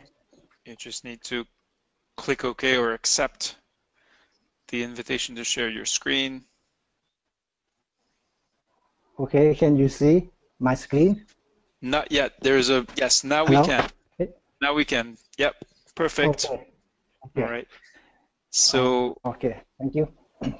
I will now start the timer. You have exactly 5 minutes. The floor is yours. Thank you. Yeah. Thank you very much that I have opportunity to attend GRISP course that I have learned a lot from the course and also from peer, from the colleagues. Thank you. For the justification, I select community involvement. Community involvement invest in the shared responsibility for immunization delivery between the immunization program to reach the uniformly high coverage through high demand and quality services. Yeah, according to the national strategy that by 2025, the children under 1 year should receive 95%. Yeah, as you see here that from 2014, Penta 3, measles, and food immunization coverage were only 88%, 87%, and 55% respectively. While income 1, where I work with, is only Penta 3 only 66, and measles only 60. That program that we can see here that the man is a decision maker in the family that allow the child to be vaccinated. And the second thing that the capacity of the health worker cannot deliver health education properly, and most missed opportunity were not reported. And the issue of AEFI. So this issue affect immunization rate. And other thing that we cannot say that also population, we don't know the real population for the denominator. So according to this one, I have the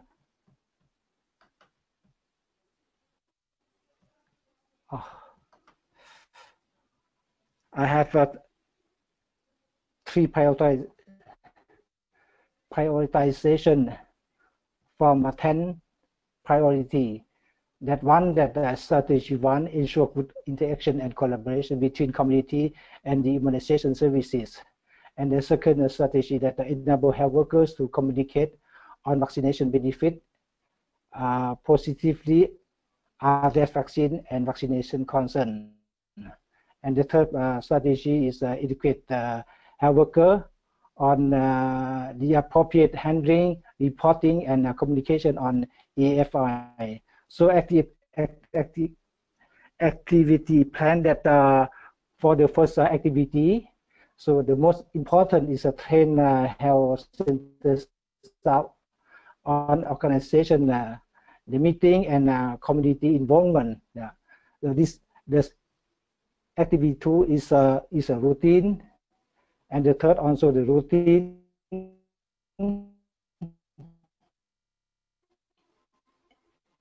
activity. Strategy 2, vaccination benefit and positively address vaccine and vaccination concern. Activity that this one also the training health workers on vaccination benefit and address vaccine and vaccination concern. This is one is more important.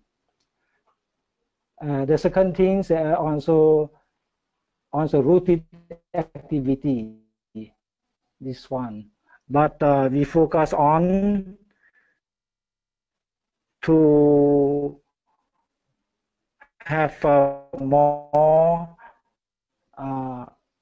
have education, face-to-face education, and associate director DSO with the low immunization strategy that training on EFI and surveillance and provincial EFI investigate the EFI. Yeah.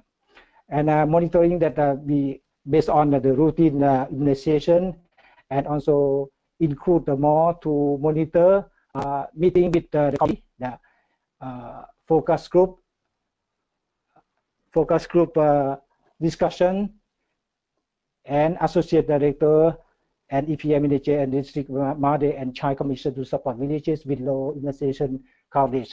That I think that's all the for. Great, thank you very much, Doctor, for this presentation about the this transformative investments. So there are over 200 people who've accessed the presentation on Facebook Live, so that's actually significantly more than what we have in GoToTraining, which is wonderful. So of course, now we did receive a message from Youssef Ali Yacoubi. He is not able to attend today due to the security situation in the Gaza Strip where he is based. So we hope to have reassuring news, and that he and other health workers will be able to continue their work, whatever the situation may be. So, and our final presenter for today is Khalid Abubakar, but I see there are comments on Dr. Savatri's presentation. So Pankaj Raghav says good presentation, as does say Mohammed Miro Salim. Al Yuba says good presentation, Doctor. I love your strategy 3, and all the activities under it are very relevant for the strategy. Alain Blaise Tatsinku says thank you, Savatri, for your presentation. I do like the idea of EPI authorities joint visits in villages and households with low coverage. And Abdi Wahid Noor says thanks for the presentation. So let's, and again, you're invited to continue this discussion in the scholar community. For those of you who are our esteemed guests for this commencement and would like to stay in touch, certainly the Facebook page will be a good place to do it. Let's see, Lokesh Alahari, before we go to Khalid Abubakar's presentation, Lokesh Alahari adds quite a substantive comment. As a 2016 alumni, I would like to ask that the GRISP in itself is a good and handy reference manual to have, rather than implementing one investment in a big way which may or may not be feasible.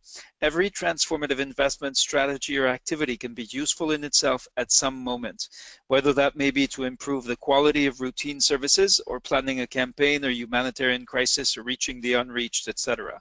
This course has definitely helped me in better advocacy with the government, being more strategic, more relevant, and thus improving services in larger scale. Thanks a lot to my colleagues, scholars of 2016, course team, and all technical experts behind the scenes in designing and implementing the GRISP course. Thank you, Lokesh, for this substantive comment. I was hoping to hear also from Al Yuso and perhaps some of the other 2016 GRISP scholars. But for now, let's go. And I know Khalid Abubakar has had many challenges to actually access, has had some network challenges, and is now connecting through, thanks to the support of a colleague, Adamu Ibrahim. So let me unmute Adamu Ibrahim, and that is actually Khalid Abubakar. Is that correct? You'll need to unmute yourself, Khalid, in order to present. You'll need to unmute yourself, so you click on the microphone button to unmute. Go ahead, please. All right, and Khalid, in the early weeks of the course, was one of the first to volunteer to present, but unfortunately had technical problems, so I hope that will not be the case today during commencement. Khalid, are you able to hear me? Loud and clear. I'm hearing you now. Okay, great. And it's the same here. All right. So when you applied, you told us you're a national facilitator for WHO with experience in routine immunization from Nigeria, and you said that Yes, commitment is your strength. So would you like to share your screen? Yeah, I will share my screen.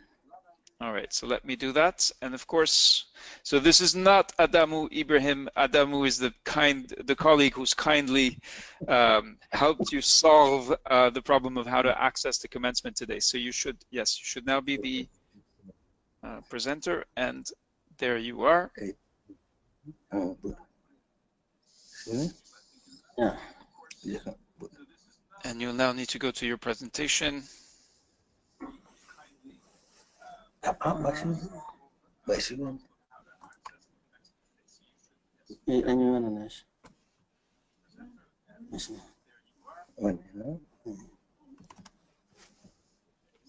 So we'll allow for the fact that it's almost a miracle that you were able to join us. Do you want to? Okay, hi, there Rita. we go. Yes, hi. It's well presented.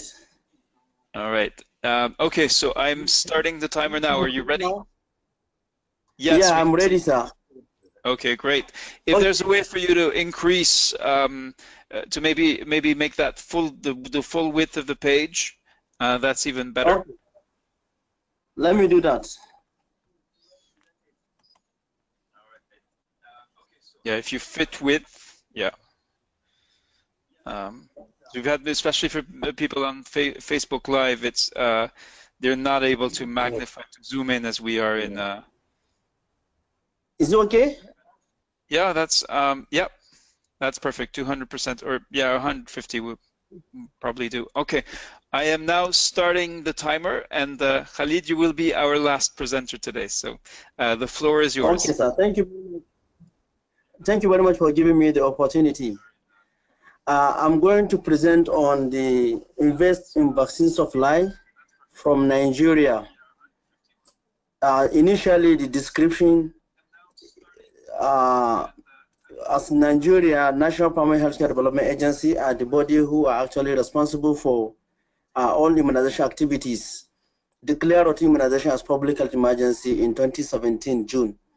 And due to the fact that there are challenges in all the fundamental blocks of routine immunization, our administrative coverage is showing about 90 for Penta 3, is showing 98%, while the survey coverage, which reveals suboptimal, recently the mix and NIC survey 2016, Penta 3 is 33.6%, which is clearly indicate discrepancy between these two data sources. And this is discrepancy and not reliable for us to monitor progress and also for decision making. So this is the graph showing the comparison between the administrative coverage and then mix and NIC survey. 98% for Penta 3, while the survey is showing 33.3%. So this is actually showing a lot of disparity. And despite the fact that we have high administrative coverage, we have a lot of outbreak of vaccine preventable diseases like yellow fever, measles, and polio. Despite this coverage, still we are having issue with security challenges which affect the northern part of the country, which actually lead to the setback of the polio eradication in Nigeria and the Afro region at large. So systems were developed to develop strength and actually revive the situation for routine immunization, focusing on basically demand side, while with little investment on the supply chain aspect. So I make this choice of investment because we recently conducted effective vaccine management in May 2017, which actually shows that we have a lot of gaps. Initially in 2014, we have 86% coverage at the national, which is actually far below the 80% recommended. And in 2017, it showed further decline to 63%, which shows that actually we have a lot of issues in vaccine supply chain. And this is just a graph showing what is happening 2014, 2016. In 2014, we have about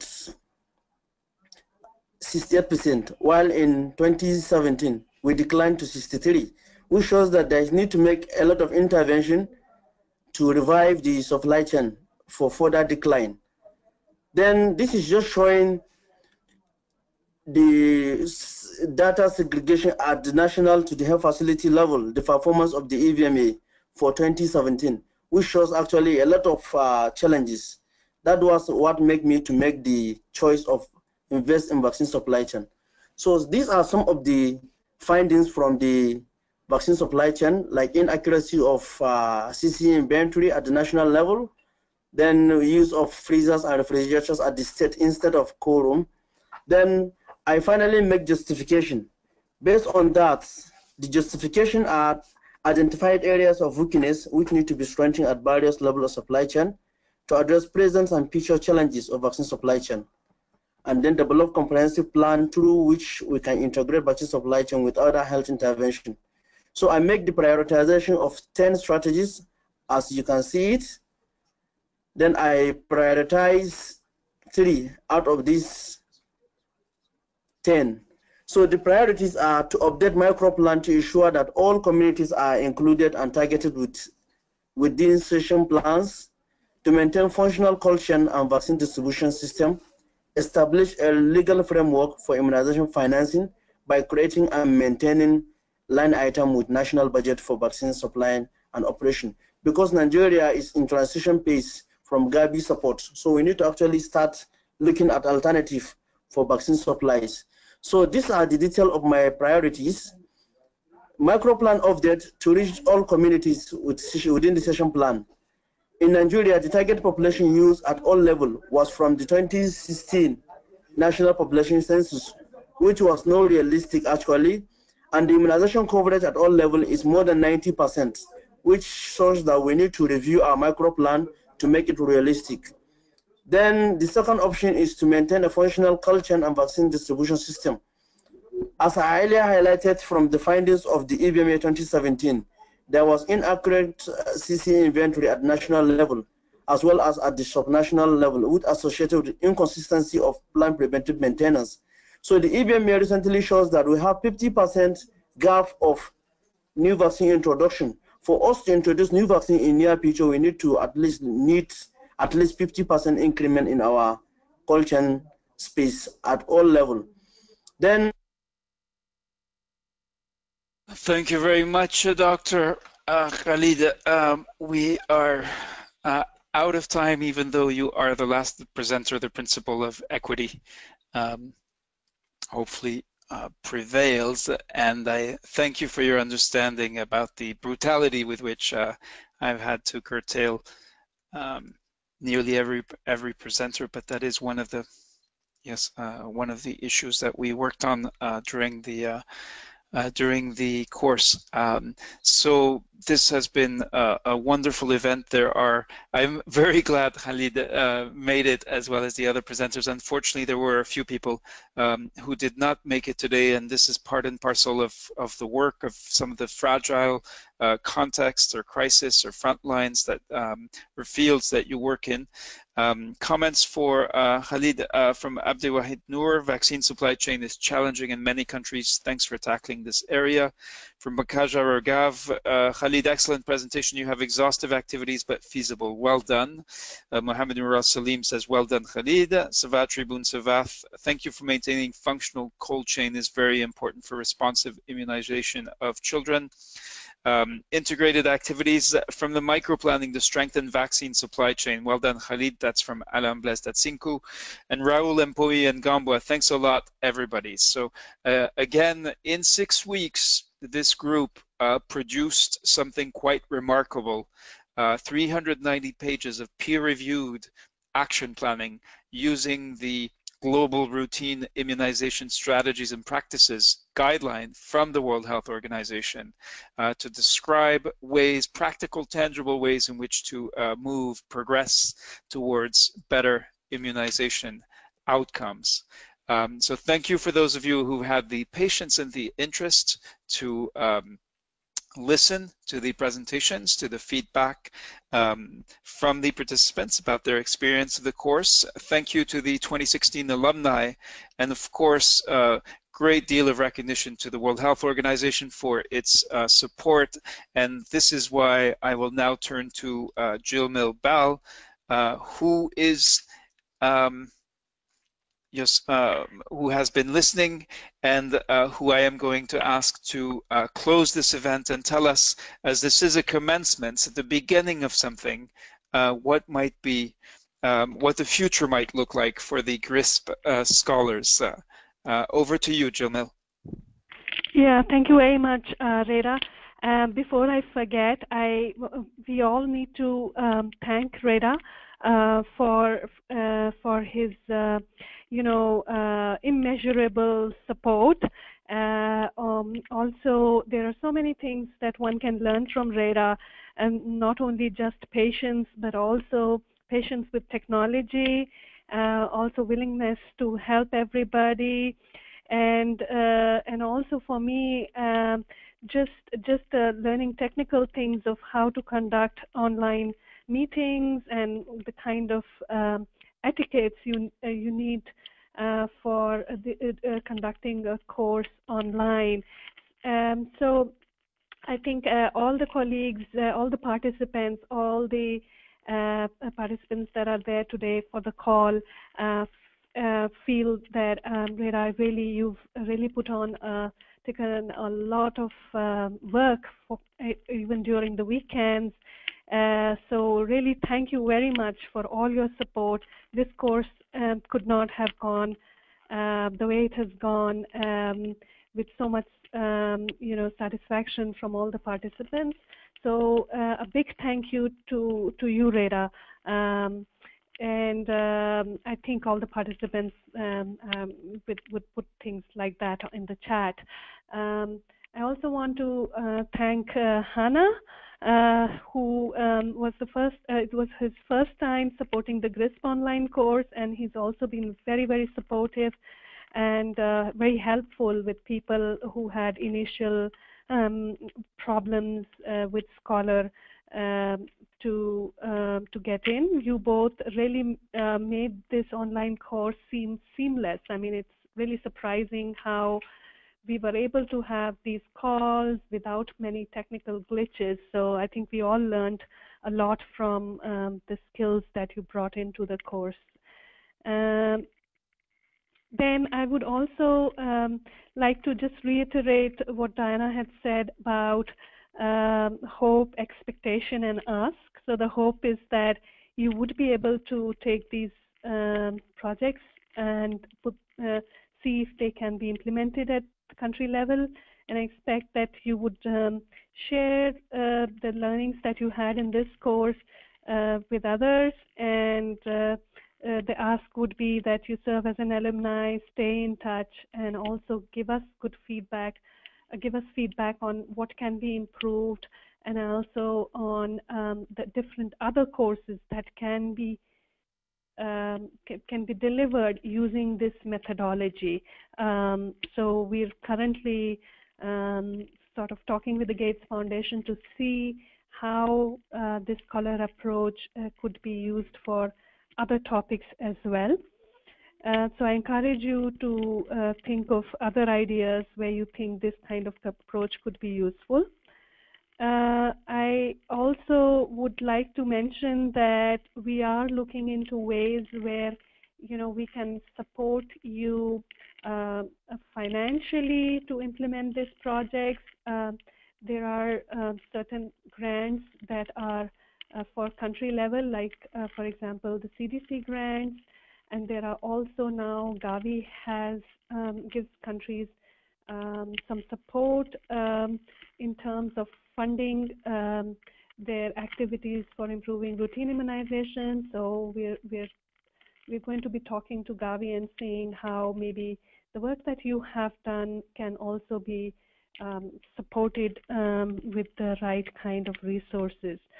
And also we are also looking at ways where you can continue your discussion, and you as the GRISP scholars can continue to learn, to also attend other courses, but also have face-to-face peer learning. So online has been good, so it might be a good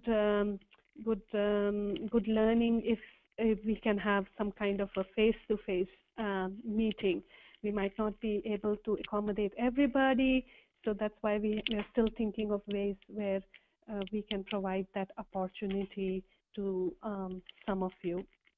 So these are some ideas. They are not firm yet, but we are looking into it because we do want to continue. We want you to continue with the same momentum, continue to be learning and supporting your countries. Thank you very much. I learned a lot from all the interactions. And over to you, Reda. Thank you very much, Jill Mill, and thank you for the kind words as well. It's been an honor to serve in this course and to connect with so many participants from so many different places doing so much important work. There are many more comments, and again, this has been the idea of the scholar approach, is to focus on the participants and create a space for participants to interact with each other with support from partners, from global partners. Lokesh says, great to hear from Jill Mill after quite a while. Glad. Mohammed Merouz Salim, thank you to all organizers and speakers for arranging such a wonderful course. Dharmesh Lal Rida has been a wonderful anchor. John Samuel Otomba, thanks so much for this initiative, and our hope is that the next session for French speakers will take place soon. Yes, indeed, I can confirm that the course announcement will be out very soon, very quickly. Adamu Ibrahim, but I think that maybe Khalid says, thanks Reda for giving me a chance through my colleague, I appreciated it. Savat Tribun Savat, thank you all GRISPers for helping each other, and Reda and the course team for making the course successful and compilation of all development projects. Vusala Ala Verdiyeva, thank you very much Reda, you were extremely supportive and patient. Alain Blaise Tatsinku, thanks Jill Mill for joining us, to thank Reda for his huge work for the GRISP course. He deserves a special all-star medal.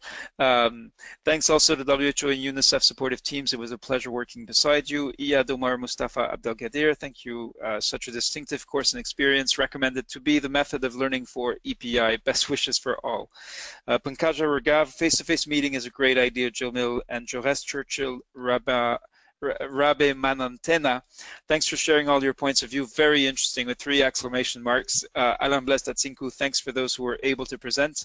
I will share my presentation on Scholar later on. Cheers, Paul. And I encourage everyone else to do the same. We'll be sharing the creator projects. They'll be appearing in the community.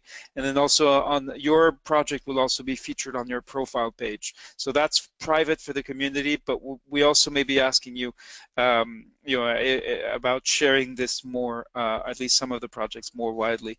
Alain Blaise Tatsinku, thanks for those who were able to present. Sorry, I'm repeating myself.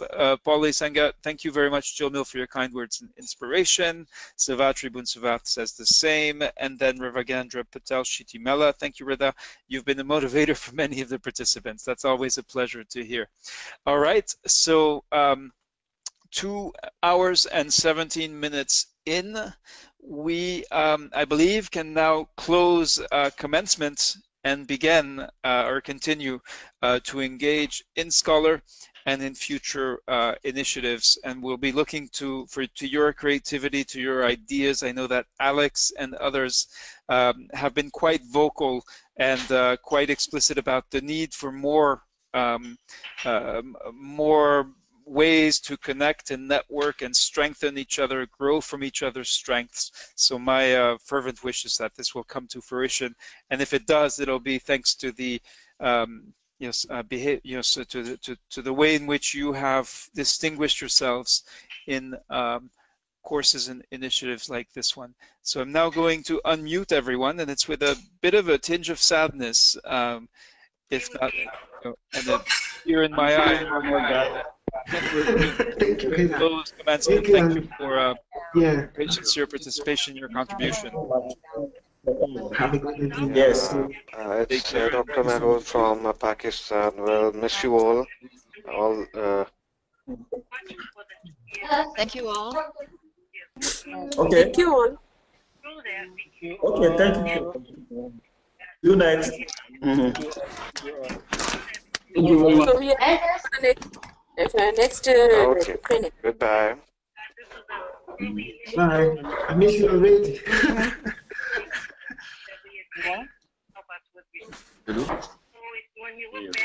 Yeah, please. Please don't cry, please. Or Senegal? Okay, send him to my man, right? Are you from Guinea or Senegal? Yes. Yes, Paul, how are you? Thank you. I'm fine, yes. Okay. That's all. You're from France? Send You're them from to Guinea? All right. I'm gonna miss all of you. Bye. All right, see you. All right, see you guys. All right.